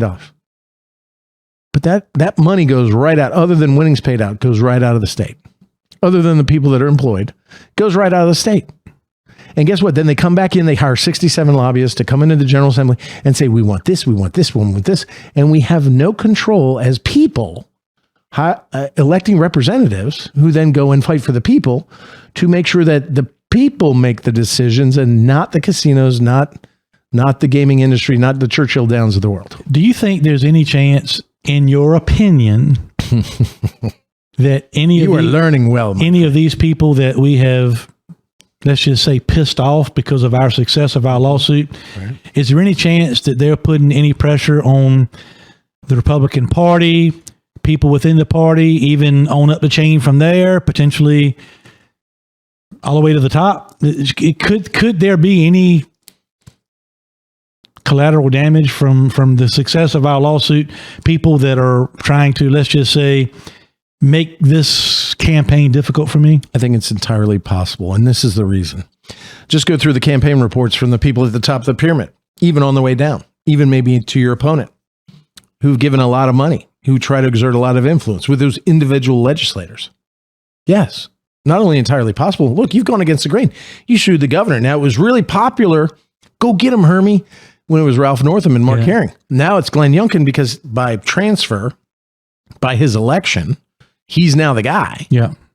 But they've been pouring money into campaigns and to individuals. They don't do it because they think they're a really good person here in Virginia and they'll fight for the citizens. What they're hoping to do is say, hey, without saying it, we supported you. Now we have this initiative. Now we have this bill, or now we want to eliminate small businesses from participating in the gaming marketplace. We want that monopoly. You're probably more receptive to their point of view because they gave you 15, 20, 25,000. Mm-hmm. They were the platinum sponsor at your wine event. Yeah.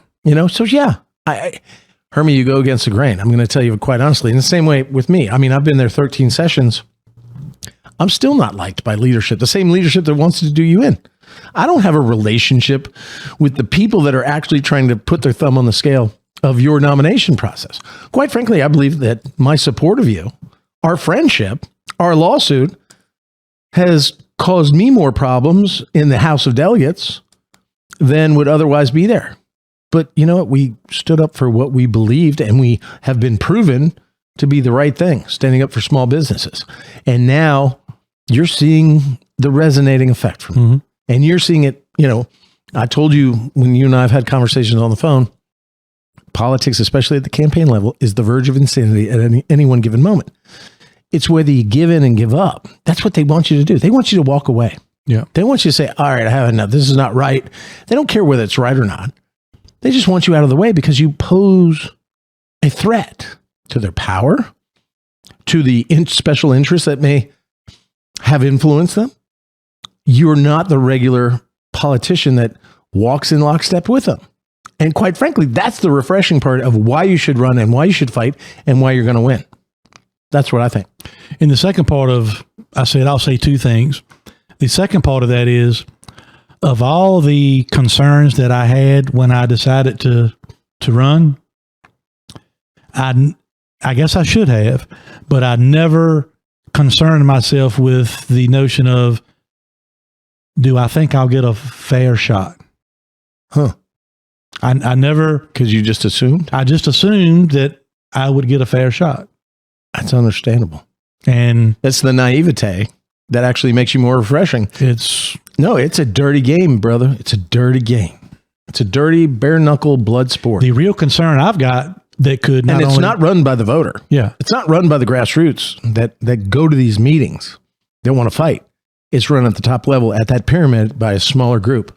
And what they're doing is they're trying to strong arm and muscle and push you around. The one concern that I have, one of many, not only for my race, but I think it could hurt Republicans all across the state in November, is there are a lot of Republicans that are disenchanted, disenfranchised with the party. And have been so for a while. Because they will not get out of the way. Yep. They just, most people, I'm not going to say all, most people that I come in contact with just want to feel like their vote makes a difference and that the people have decided who should run in the general election and who should win in November. And I expect you to follow like sheep. Yeah. They expect the voter to follow like sheep. Yes. They expect the listener who's listening to this now, be sheep. Don't be the lion. They're the lion. But my concern is... This is why politics is corrupt. My concern is that the issues that we're having with the RPV and with the Legislative District Committee and all the... I'm afraid come November time, I don't want that disenchantment or the drama or the bad vibes created around Senate District 17 to hurt other Republicans in other part of the state, because this is a critical election coming up in November. Maybe the most important, because it's going to dictate policy here in Virginia for the next 10 years based on redistricting. That's why I decided to run, because I felt like that. We need an option. We spent many hours on the phone. We need an option. We spent many hours on the phone with the debating, the emotions, the physical, the philosophical, the legal. I mean, you didn't have to do this. You didn't have to step out with courage and say, I'm willing to make a change. I'm willing to do this differently. You didn't have to, man. Your life is good. And a lot of people that run are like that. But a lot more people that want to run are too afraid because of what actually is going on right now in your nominating process and the political party involving itself in, and the leadership, the body politic at the top trying to dictate process. That's what keeps really good people out of the fray. Yeah. So you almost have to be fearless. It's like, screw you, man. I'm going to fight. And that's where I'm at. That's where I was 13 sessions ago. I was like, screw you. This is not right. And I don't believe in it. You probably heard some of that. And that's why I'm here today. But you know what? 13 sessions later, I'm not a body man for the political party that I represent. I'm a conservative first, Republican second. Right. But if I disagree with my party, I'm going to say it just like the Suffolk Committee said. We disagree with your strategy, Speaker. And now they get punished for it. They're dissolved. There is no Suffolk Committee except a body of 4 people that the party approves of. And you wonder why people get disenchanted with party politics and why we lose elections. Man, it's just crazy. You probably, and I had several people, and they were all said to me in a positive way. after the speech I made at my campaign event in Franklin. That was a good one. Monday night. I had several people come up to me and say, well, you finally did it. You finally started to come out and tell people what's going on behind the scenes and with your opponent and otherwise. And what I alluded to was she made an insinuation in a newspaper article that I had paid off members of the LDC.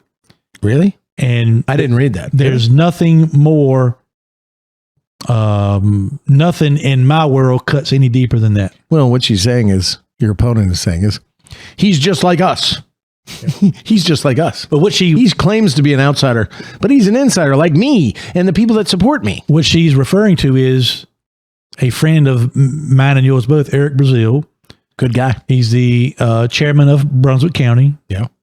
Republican committee. He works for me. You hired him before you announced. He has worked for me long before I ever decided to run for political office. Yeah. And by the way, he was working for me when the LDC initially voted for a convention. And he's on the LDC, is he not? Yeah. Is he? Okay. That's fine. He voted. Nobody's going to call him an establishment guy. But what I'm saying is he worked for me before I decided to run. Mm-hmm. No issue. He worked for me when the LDC back in December voted for a convention. No problem. Okay. But when the LDC reconsiders their vote and they vote for a primary, then, look at Hermie. Bought and paid for. Eric Brazil. Eric Brazil, bought and paid for. And by the way, nobody's ever going to say Eric Brazil has voted for a primary since he was born. And will vote for a primary every time he gets a chance, regardless. But you want to talk about a guy that's not wedded to the party? Yeah. That is wedded to his principles? Yeah. That admits his failings and his frailties as a human being under God's law. I mean, this is a guy that actually everybody should trust because he's honest and open and fair. But so to say that he's suddenly bought and paid for by Hermie Sadler, fuck, that cost you $10. $10. Put it in the jar. But I didn't say the K. The ironic part is while she's making these careless, slanderous accusations about me, they are all working towards defuncting Suffolk so they can get their guy who donated to her campaign in charge of the Suffolk committee so he can run the convention. But I'm the corrupt one. Yep. Remember, the biggest criminal points, and in my opinion, the one that did wrong points at the other. It's unbelievable. How many times have your kid, when two kids of yours are in trouble when they were younger, they'd point to their sibling and go, he did it first. Yeah. Or he did worse. Especially when they were the transgressor. So it's an amazing thing, and I know we've been talking about it a lot, and we'll just end there. Hermie, I mean, I'm going to tell you right now what's going on in your skill game lawsuit. Again, you have an injunction. You got the injunction originally that said skill games are protected free speech, First Amendment protected, which kept the skill games on, as you just mentioned earlier, for small businesses to compete and be a part of the marketplace of gaming that this industry we've created or allowed in. I have my own personal opinions about that. We got it. It was appealed by the casino interests and the government. Supreme Court upheld that ruling. They then tried to inject in the budget a change in language, word spaghetti in a different way to try to ban skill games in a different way. We went and fought that, won that. One would think there'd be an order in place right now, Herm. That was what, December 5th? I mean, 4 months ago? Right. Before Christmas? There is still no order in place. You know why? I do not know why. Ask me why. Why is there no order in place? I'll tell you why. Because the AG's office won't sign the order. We sent it to them a couple months ago. They fiddle-farted around. They've just gotten around to send us back a draft, which is absolutely like they weren't there at the hearing, that they don't have access to the transcript, trying to change the order to do something that the court did not rule. And so now we're going to have to go back to court and argue the entry of the order. But, they can't do anything. I mean, they're paralytic over there in the Attorney General's office. Send back something that does not reflect what the ruling of the court was. And now we have to waste the court's time and go in front of the judge and ask that an order be entered reflective of what his ruling was, because the Attorney General's office won't acknowledge what the court ruled and wants to change the order to reflect something that the court did not rule. So myself this and is breaking co-counsel, news to me too, because I didn't know. This is the first time. I'm telling you right now because I just got it on my computer. During the break, I actually had to get on a Zoom call with my client. We're back after the break, but at the same time, in another case, it was a client, not you. But at the same time, I got the order and I read what their proposals are, and it's like, weren't you there? I mean, we have a transcript where the judge articulates the ruling. They want to change that order in a different way that does not reflect the court's ruling. So we're going to have to go to court instead of getting this resolved, instead of going through the process, instead of getting a final hearing on the permanent injunction, keeping skill games protected as First Amendment expression and the interaction between the player, because it's protected free speech. It transmits a message which is interactive with the player. The player is allowed in a skill game, unlike a game of chance, to win every single time using their skill. That's right. That's why they call it skill games. The enemies call it, the adversaries, the people that are probably against you call them gray machines, gray games. And they do that because, you know what? It interferes with the people that they've probably accepted a lot of donations from when they're monopoly of games of chance, where the house always wins. So here's what we're going to have to do. We're going to have to go to court. We're going to have to schedule a hearing, go get the order entered, argue and debate the order. Then once the order is entered, they may try to appeal. They may not. Who knows? And then we got to get to a final hearing for a final injunction. In the meantime, we have wasted in the General Assembly by coming out, as we've said in earlier podcasts, without a tax and regulatory process.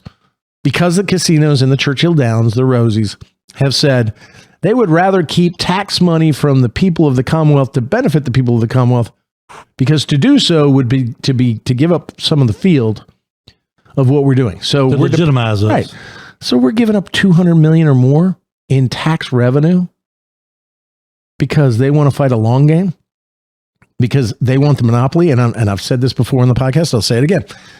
If they were to win, they'd come back to the Virginia government and say, hey, I know we got rid of skill games outside of our control, but we need skill games in those convenience stores, bars, restaurants, and truck stops. We just need for them to be under our control. Exactly. Yeah. And so I have to wonder, in my opinion. In fact, those conversations people were already calling me.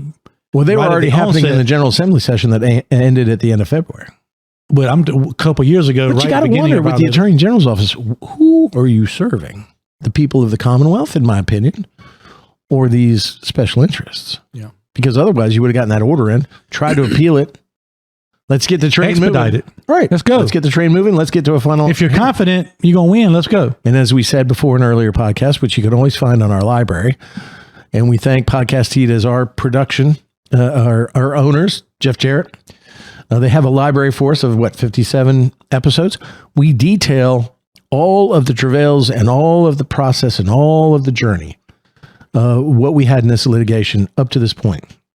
But I gotta ask myself, why wouldn't they have worked? What caused the 2.5 month delay on getting an order in based on a ruling made from the bench, from the judge, that supported us and went against them? Why would you just sit on it? Why wouldn't you do anything until today? We're finally getting a draft from the Attorney General's office. It makes me wonder. I mean, I hope, because Jason Miyares, Chuck Slemp, these guys are great people. But are they influenced by this special interest? Are we fighting something bigger than ourselves? Fighting for the little guy and the big guy is getting bigger and bigger? Why are we waiting so long? This doesn't seem right. There's never been a court case that I've had in 30 years of practice where it took 2.5, 3 months to get an order in. And then when we gave them the order back in December, we now get a response in March that says, we don't agree to it. Here's our changes. And our changes don't even reflect what the court said. That concerns me. It really does. And, I'm a part of the system. I'm part of the judiciary as a lawyer, but I'm also a state senator. I'm really concerned. And my party's in charge of at least two parts of this. My party's in charge of the Attorney General's office. They're Republicans, the governor's office, and the House of Delegates. What the hell is going on? we all as Americans, as Virginians, need to always hold our government accountable because that's what our founding fathers said. Don't trust them. I've said it before. Thomas Jefferson said, vigilance is the eternal price of liberty. He meant it. And now I know why he meant it and what he meant. There's outside influences affecting this nomination process for Senate that I'm running for. And obviously there's things going on in the AG's office related to our skill game lawsuit. I don't think it's coincidental. There is no such coincidences in politics or government, as they say. You know, and I think about it, take Hermie completely out of the equation. But when I think about all of the small mom and pop, small business operations, second, third, fourth generation, family-owned convenience stores, taverns, restaurants, all across the Commonwealth of Virginia, that had not been for our litigation, would have been steamrolled by not only the casinos, but our own government. Political interest. Political interest. Yep. That's what motivates me to keep going. Because, as I said earlier, had not been for that, we would have an unconstitutional, not ruled unconstitutional by a lobbyist or a special interest group or an investor, by a court of law and the Supreme Court of Virginia. Well, and I think it's a benchmark and a guidepost of why you're running, why you should run, and why more people like you should run and win. I mean, the simple question is this government run by the people, or does the government run the people? Is it the government that serves the people, or the other way around? Is the Constitution a protection of the people of the government, or is it an instrument of the government against the people? And if we believe in free markets, as you profess and have been a participant in, if we believe in this republic created at the federal level, if we believe in the democratic system that we have in the Commonwealth of Virginia, then the government serves us. But it seems like the government finds a partner that's better to dance with, brings more money to the table, helps people stay in power, and they say, you're more important special interest than the people, man. It's disheartening. It's discouraging. But we need more Hermie Sadlers. Yeah. That's what I fight for 13 sessions. I'll continue, hopefully, if I'm nominated and elected in the new 7th district, the Senate district to the south. And look, for Southside and Southwest Virginia, our voices become smaller for two reasons. One, our populations have reduced comparatively speaking to Northern Virginia, Hampton Roads, Richmond, Virginia Beach. So they get more representation. But then also, too, we've kind of lost some of the people like Senator Bill Carrico, who was on this podcast earlier, the big fighters. We kind of go along to get along. We need guys that are going to fight, going to throw up their hands and say, I'm not putting up with this, because that's what you think in Northern Virginia is not the way that we in Southside and Southwest Virginia think about values and the way of life and how we live our lives and how we teach our children and raise our children. If we give in to that, then we've lost all of the Commonwealth.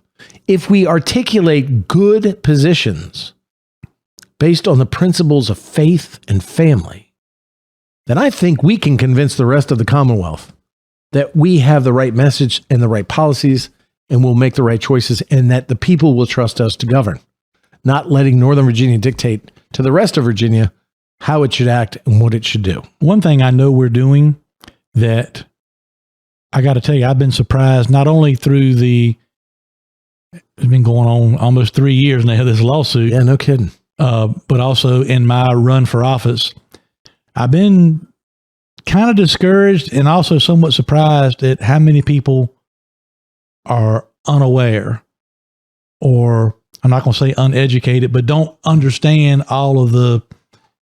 really understand what's going on. Part of that principle is they want to be left alone. Right. They don't want government interference. Right. So they don't involve themselves in governance. Mm-hmm.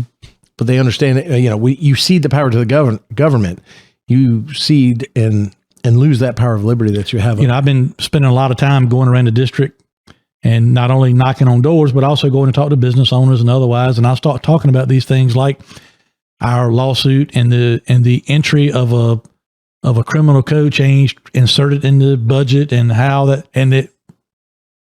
8 out of 10. I have no idea. What? Really? Are you kidding me? And they're shocked, right? They're shocked. Yeah. And then I start talking about this nomination process. The LDC sent an order to the State Board of Elections to certify a primary. It was certified, posted, and rescinded. And now my opponent is advertising a convention, and I have no notification of any of it. And they're like, what? Yeah.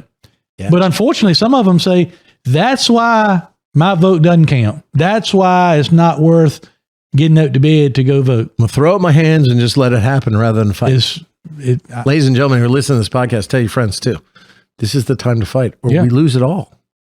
We'll lose it all. I mean, all you got to do is look at Fox News or CNN or just the news in general and see where we've lost power and authority when it comes to being a parent or the education of our children. As we've said in earlier podcasts, that children should be taught how to think, not what to think, but are being taught what to think, that are being objectified, those children in school.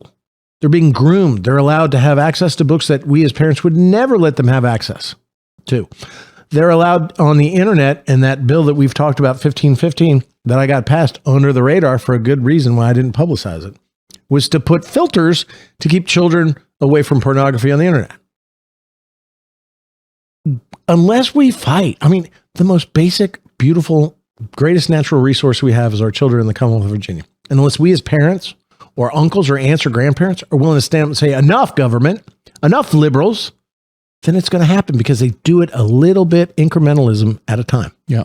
Incrementally at a time. And look, and pretty soon it's too late to fight.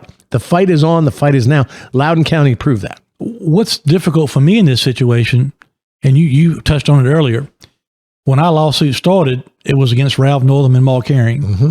But it wouldn't have mattered because this law was, you would think, unethical, much less unconstitutional. Right. So it had to be fought. Okay. Yeah. But this is difficult for me because now I have this lawsuit against the governor's office, the attorney general's office. Mm-hmm. I don't dislike our governor, and I don't dislike, I had our attorney general at the truck stop last year on their bus tour. Of course. Fed them chicken, and I genuinely like Governor Youngkin, and I like Jason Miyares, and I think they're good people, and I think by and large they've been good for the Commonwealth. Jason has been especially aggressive protecting children in Loudoun County Public Schools, which I represent, the Smith family, whose child was brutally attacked in the bathroom by a dude wearing a dress. He's been very sharp Jason has been very sharp on making sure that, children who earn awards are given those awards by the schools and not held back because they think that violates some kind of equity policy that they have. He's fought against, and the governor's fought against CRT, and who's in control of those educational ideals. I mean, they've done some very, very good things. Well, I say all that to say it appears that I'm fighting the government on 3 or 4 different fronts. Mm-hmm. I'm fighting for what I believe is right, but I don't wish ill will on our government, and I don't wish ill will towards the governor or the attorney general or Republican Party of Virginia. But these fights have to be fought if you truly believe in your causes. And I can only hope somebody's got to fight them. Somebody's got to fight them. And I can only hope that we all, including me, the party, the confidence in elections, all these things come out of whatever is ahead of us in the next couple of weeks. Yeah. I hope we all come out of it somehow united in a better position to fight. Because me too. How many times have I said in the lawsuit, we're not the enemies of the casino. No. The illegals are. Yeah. The illegal gaming that they're all putting under the gray machine kind of moniker. The illegal people that don't care about the law anyway. That are not regulated. They're not the ones enemy, protected not by the us. First Amendment. Exactly. And the Republican Party and my opponent in this fight for nomination, our enemy should be the Democrats. And, you would think. But we're fighting each other. Right. And like I said earlier, we're really good at that. If we were as good at fighting the Democrats as we are fighting each other, we'd never lose. And what irritates me, and I'll just go ahead and say it, it irritates me that people like my opponent, her fighting for or fighting against people's right to vote and allowing everybody a fair opportunity to vote. To me, she's putting what she thinks is better for her political career over the people. That's a good point. And that's really frustrating. Yeah. That's really frustrating. Well, and we're going to transition out. We're going to talk a little racing here before we wrap it up. And I just want to bring it back to your fundraiser, which was amazing. By the way, I've never seen something like that early in a campaign ever. I've never even seen something like that except until, you're in the last months of the throes of a campaign for governor, or lieutenant governor, attorney general. Nobody gets that kind of crowd out there and really energized crowd from all over. I mean, I met people there. I shook hands as I want to do at every table and met everybody all across the district. African Americans, there were Hispanics, there were whites. We're all getting together. We all had one simple thing: was we believed in you, Hermie. But I want to say one thing, because we've been really serious in this one, and usually a lot of people like that we joke and needle each other. And Shep Moss, by the way, if you haven't heard from him, he had to leave because he has to go on vacation. He has to go on a trip, drink some more. What are those drinks he drinks? Transfusion. What do you call those? Elvis Presley? I don't have. Miami Vices. Miami Vices. Yeah, he's going to lose some weight this week, and I think I got this wrapped up. He is done. So he's off to Myrtle Beach, right? Myrtle Beach. With did you get an invite? No, sir. I did not either. But we're usually lighthearted. We mix in, the good interviews. We want to. We bring celebrities to the table. We bring issues to the table. We bring comedy, or at least the stuff we think is funny. But I do want to say one thing about that party. I'm driving down from Richmond to go there. I call you up and you said, "Hey, what time are you going to arrive?" I said, "I think like 5:30 or something like that." Yeah, you said close to 5. Close to 5 something. Yeah. And you go, "Hey, okay, go pick up Kyle Petty." Yeah. And I was like, "I'm not going to tell you no." I'm like, "Oh, sure, I'll go pick him." He's he knows you, so it's a friendly face. Sure. Well, I get in traffic, getting 95 and comes to stop. I call my wife. "I'm going to pick up Kyle Petty, man. This is going to be awesome."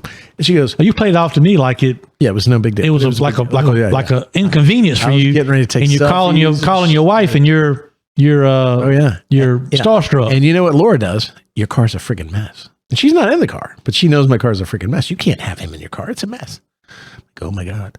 And you pulled over and cleaned the car up. I pulled over and cleaned the car up. But not only cleaned the car up, I found a roll of toilet paper back from the pandemic days, just in case there was an emergency and a run on the toilet paper.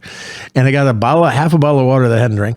And I wiped down the car with a roll of toilet paper and water, cleaned everything out, got everything back up. And the fact of the matter is, Kyle couldn't have cared less. That's what he told me later. But so I get back on the road, and because of that delay, then you go, "Where are you? What's your ETA?" And I was like, Kyle "I'm now 5:20 or 5:40." Kyle called 20 me minutes like later. at 5:15, and he said, "Hermie, I'm here." I said, "Bill's coming to get you." He said he'd be there a little after 5, so he's not there? Yeah. Let me check. No. Bill, as usual, is on Eastern Stanley time.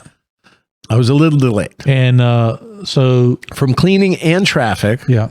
So then I got bought out. You said, I got somebody a mile away. It's going to Chip Harrop, who I want to give a shout out to, provided good the man. Air transportation. Good Great friend of mine from over in Dinwiddie. Passionate. Strong Republican. Passionate. I love his passion. He said his son left Petersburg and flew to Concord, North Carolina, and flew Kyle up to Franklin, and waited for the show to be over and flew him back. But anyway, I got replaced. I called you back and said, "Where are you?" And you're like, I was 8 miles out, which said 15 minutes. I said, too late. 15 minutes, but I know you're 15 minutes. That's 30 to 45. It's what the computer told me. So it's what Siri told me. The airport was less than 2 miles from the venue.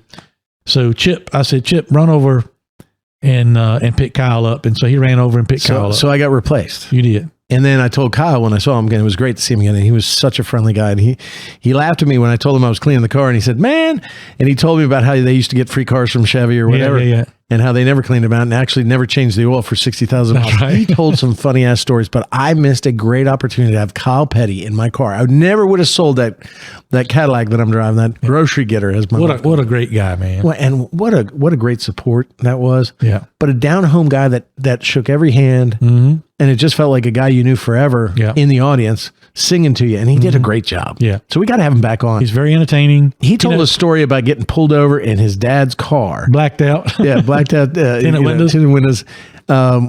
And his with dad drove by. with the cop, with what the cop told him was an illegitimate license plate. Correct, which was Had the Richard Petty.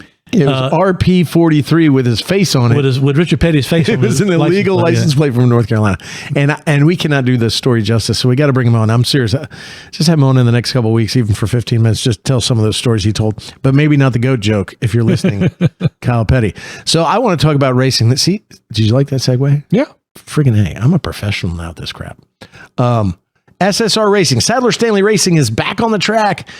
And we've had 3 races and only 1 race. Yeah. The smart modifieds have been rained out or weathered out here the last 2 weeks. Mm-hmm. But let's talk about the first race. I mean, the first race was at Florence Motor Speedway. I represented the company, our race team. Mm-hmm. I showed up with my wife, of course, stops and buys everybody food from Jersey Mike's because they love Jersey Mike's subs. And she does a great job. I love my wife to death. My son was there. He was having a great time. And there was Bobby Labonte and Ryan Newman. Mm-hmm. Bobby in the 18 VA, Ryan in the 39. Mm-hmm. And it was just so great to see what we've talked about doing, what we wanted to do out on the track, and to see the crowd reaction of you and me bringing those 2 drivers, putting them in those cars and having them compete in this race. Mm-hmm. If you really think about it, it's just amazing. It is. You know, you and I... And there's 2 regular folk there too. You and I own a open wheel modified team. And our drivers are Bobby Labonte and Ryan Newman. Yeah, no kidding. I like to pinch myself. So if you think about it, it's... Yeah. And by the way, it's going to be Kyle Petty too. I promised Kyle at your event. Remember on an earlier podcast, which you can listen to, and we've actually played the Kyle Petty, I think, interview twice on our episodes. I ask a lot of people if they want to drive. I mean, I think everybody, even the lieutenant governor, wins some serious. Everybody, and she said yes. So maybe we got to find a seat for her. But I think it would be great on the events where Ryan can't be in there, or Cash, or maybe bring out that 3rd car you built. Let Kyle Petty go out there and drive one, man. I mean, that would be awesome, wouldn't it? Well, if he runs good and doesn't tear anything up, it'll be great. But man, he's just such a happy warrior. Yeah. And it would really bring up that crowd for the with smart the modifieds. schedule and we've got a couple open races. I see no problem with running a couple dates by Kyle Petty to see if he'd want to do that. That'd be great because he's such a great guy. But so we went out to Florence Motor Speedway, which is a historic speedway in South Carolina. I made the 4-hour trip. We enjoyed the heck out of the day. It was beautiful day. I'm sunburned. Mm-hmm.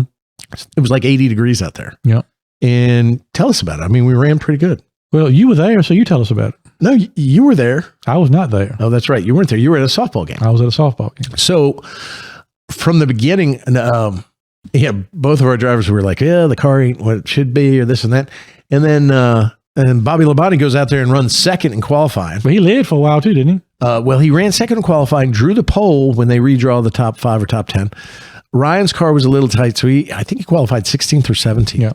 And then he went out front, and ran for 20, 30 laps, the lead, Bobby Labonte did, and looked really good, was pulling away, and he had Matt Hirschman and others behind him kind of shuffling back and forth. What we really saw, and Ryan Newman told me later, was he lost power steering after about lap 25 or 30 and was wrestling that car, but he wrestled that car through the field from 16th to eventually 6th. And then we finished 6th with Ryan and 9th. Bobby put on a tire at the last pit stop with about 7 or 8 to go. Yeah. Tire wasn't any good. He dropped back. He finished 9th. But man, he ran a race. But here's what I really liked is when he got out of the car, he was smiling. So was Ryan. Ryan was giggling. But they were having a great time. And that to me epitomizes what you and I are trying to do. Not only put 2 legends out on the track to bring more people to these short tracks, bring more attention to the smart modified series, but man, these guys are having fun, and that makes me happy. I know it costs money to make them happy, and you write the checks, but I just was over the moon about it. And best race ever until the next one we see. Hopefully we've got Caraway and South Boston coming up. Yep. And we had 2 races. We had Caraway canceled, so now that's coming up next week. Yep. Then we've got South Boston, but we have then Friday night before that, Richmond. Exactly, which is the NASCAR wheeling races, right? So and both are going to be there. On that weekend at Richmond, Bobby and Ryan will be driving our cars. And then at South Boston the following day, Bobby and Jonathan Cash, because Ryan has another commitment with his daughter, Right. that he told us before the year started, as far as the April 1 date in South Brooklyn Boston. races. Yeah, doing great. She too. does horses and actually in midgets, right? Yeah, yeah. So, So- our guys, while we're talking, And they're Jonathan actually, Cash really did well for us before until you walked out of the. Phil Stefanelli has been texting me while we've been recording, and they're actually testing at Caraway today. Yeah. And he tells me that both drivers are running identical speeds, and so far the test is going great. That Jonathan Cash has got some talent. Yeah. I think he's somebody that we bring up over time Yeah. when we expand a 4-car team. You got a lot of great ideas. Yeah, man. I've told you some of them that we can't talk about on air yet, but I mean, I want to buy a racetrack. But you said no. What? Yeah. I want to buy a racetrack. I want to buy a historic racetrack. I'm not going to say what, but I'm looking into it. There's a picture. Oh, that looks nice. Man, those cars are good looking. Yeah. And you know what? I actually heard a lot of compliments about that color yellow. Yep. Which is your Sadler yellow, lunar yellow. Lunar yellow. Yep. I was telling Ryan Newman that in 1978, I was driving a Monte Carlo, Chevrolet Monte Carlo, and it was that exact color. And we called it the P machine. Well, I didn't call it the P machine. All my friends did.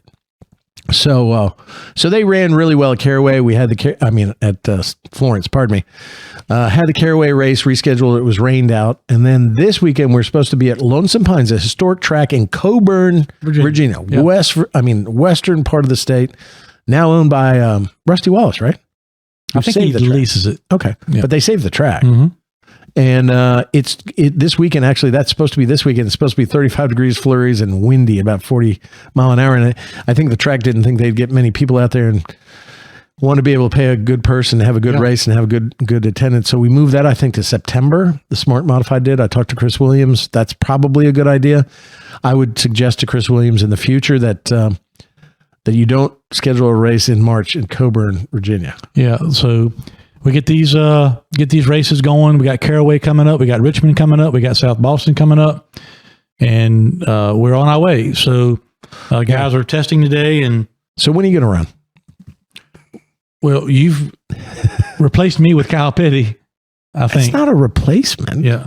It's Kyle Petty. No, I think it'd be great if you're running, especially if you're running, during your campaign. That'd be great. I will talk to Kyle and see if he has any legitimate interest in running. He would be awesome. Sure he would. And he'd have a great time. Yeah. And again, it kind of, I think, you and I want to win at every turn. We don't compete unless we want to win. We hate to lose more than we love to win. But ultimately, it's the beauty and fun of the sport at the grassroots level. Yeah. We talk about grassroots politics. It's the same thing in racing. Yeah. You and I could try to put a team together for Truck Series or Xfinity or Cup, but I don't think we get the enjoyment out of it, of what we're doing and bringing fans back into these short tracks in these rural areas, helping local businesses, helping skill games at those local businesses, and also getting the message out. Man, I think everything we talked about, dreamed about at that Wintergreen condo that one night, because of your diligence, because of your dedication, Hermie, and me just tagging along, hitching my wagon to your store, we're making it come through. Come true. But I think I'm just, the other thing is we were sitting in the stands in Florence, and there were a group of people. I mean, I just sat in the stands because I like sitting in the stands. And they're the group of people behind us. I like sitting in the stands too, because when I get mad, I can just leave. Right. Nobody knows. Yeah. You just pull your hoodie up and nobody knows what you're, and they can't see your emotions. But the people behind me were so giddy about Ryan and so giddy about Bobby that when they found out that I was, one of the owners, that I was the Stanley of Sadler Stanley Racing, they were just like, oh, and brought them down. And then the guys were so great at the pit party when they were signing autographs, made their freaking days. Mm-hmm. I mean, really, and that's the love of racing that you and I have, and it's just so good to see that. Yeah. So, but let's go get a championship. This ought to be a fun year. It ought to be a fun year, and guys are working hard. We've much more prepared for this year than we were last year. Oh, we look good. Got stuff together, and hauler looks great. We got a hauler with their pictures on it. The four cars, complete cars, race ready to go. We got that's one for Petty. No, it's 2 for one Wheeling and 2 for Smart. One for you. It's one 2 for Petty. Wheeling We and could 2 run for Smart. 4 in a race. 2 for Wheeling and 2 for Smart. Are we having a corporate meeting right now? Because maybe we should discuss this. No. You, Kyle Petty, Ryan Newman, and Bobby Labonte, a 4-man team out there. Yeah. In the P machine. Who's cutting the check? That ain't my problem. I run the podcast. No, I run the podcast. Okay. I'll try to get sponsors, but it may be going because I'm trying to buy a racetrack, and we'll talk about that later in more detail. Don't you think those are profit centers? So you kidding me? A racetrack? Yeah. You have bumped your head. Well, I'm trying to work on the speech so that Laura believes what I'm saying. Okay. Yeah. Good luck. Well, but it's a historic racetrack. You want me to really stay needs out of that kind of love. You said, so I said on the phone, I said, hey man, this is what I may be doing. Do you want to? No. I'd never heard a no quicker in my life. No. And hell no. Yeah. Since I was dating as a younger man, I've never heard no that quick. I heard a lot of no's, but quick, emphatic no. Yeah. Maybe you know something I don't, but no. But I don't want this racetrack to go away. It's too special. It's like, buying a historic house. You want to repair it, restore it. That's where my law firm is, a historic house. I think I buy these. You want me to buy into the fact that a law office and a racetrack have so many similarities? No. Yeah. No. Well, yeah. Somebody always loses. Somebody wins and somebody loses. That's about as close as Well, if you decide to go down that path, I wish you luck. Well, and we'll have more of a conversation. I'll hold your hand on just about anything. We've walked through with our listeners who we appreciate so much, and a lot of these adventures that we take on. If that comes up, then we'll walk through it together. Yeah. How's that? Great. And you can get all the benefit. What I'm going to do is I'll get all the benefit. Yeah, because I'm going to buy that track and I'm going to put a Hermie Sadler section. Put a big sign up. Right. Maybe with one of your faces that you have on one of them road sign billboards that your mama likes. Yeah. And I'll put your face on it and we'll see what happens. I know what's going to happen. I'm going to lose money. I'm going to lose my shirt. You know what they say about racing? How to make a small fortune in racing. What's that? Start with a big one. Damn, I wish you would have told me that before I started trying to negotiate this thing. Yeah. We'll see, but it's going to be fun. And I love the 2023 racing season that Sadler Stanley Racing is doing. I love what you're doing there. Yep. Again, I think everything, Hermie, and I'm not trying to kiss your ass like Shep Moss always does, but everything that we talked about, we're doing. But when we talk about it, it's not for Sadler. It's not for Stanley. We get the enjoyment from it. Yeah. But it's the enjoyment of the fans, it's the enjoyment of the public, the grassroots. It's saving these tracks and really bringing back the sport where it started and where it needs to be again.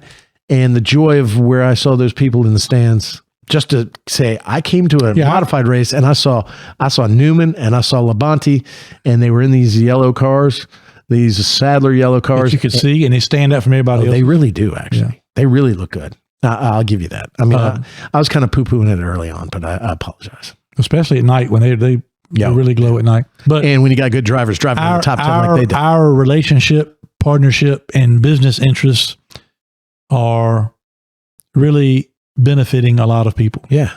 You got the racetracks, you've got the Smart Series between our teams and then Pace-O-Matic as a sponsor of the series, the drivers we're putting on the track, the people that work at our race shop down in North Carolina, it's probably 15 of them. Yeah. I mean, we are benefiting a lot of people. The small businesses around those racetracks. Sure. Skill game operators around those racetracks. Jonathan Cash and I are doing an appearance together on the Thursday night, I guess it's March 30th, in South Boston before we go to Richmond.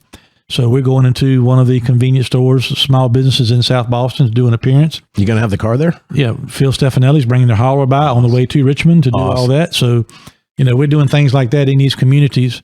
And what I'm doing, I'm bringing my RV with my family down. We parked it like we did last year at South Boston, drive up to Richmond.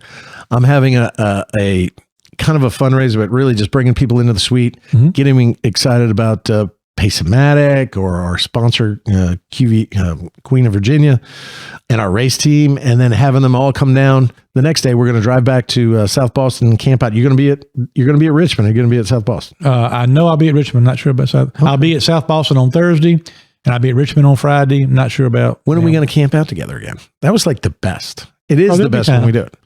When the fall season comes around after the softball season, I have more opportunity. It was damn hot at North Wilkesboro, but it caused you to buy a new bus and pump out my crapper. Yeah, that was the good times. Good times, my friend. Well, look, shitter's full, and I almost got divorced until I found the honey wagon to pump it out. Ladies and gentlemen, before we end, what do you think of the racing season? 4 races in NASCAR. Well, the big news this week, of course, was all the fines to Hendrick Motorsports. Yeah. They all got fined $100,000 apiece. Crew chiefs suspended 4 races over their louvers. Alleged manipulation of the hood louvers on the cars. NASCAR really frowns on anybody messing with any part or piece or component of these new cars, and they sent that message to Hendrick Motorsports this week. So, William Byron has won 2 races out of 4. Yeah. With the louvers?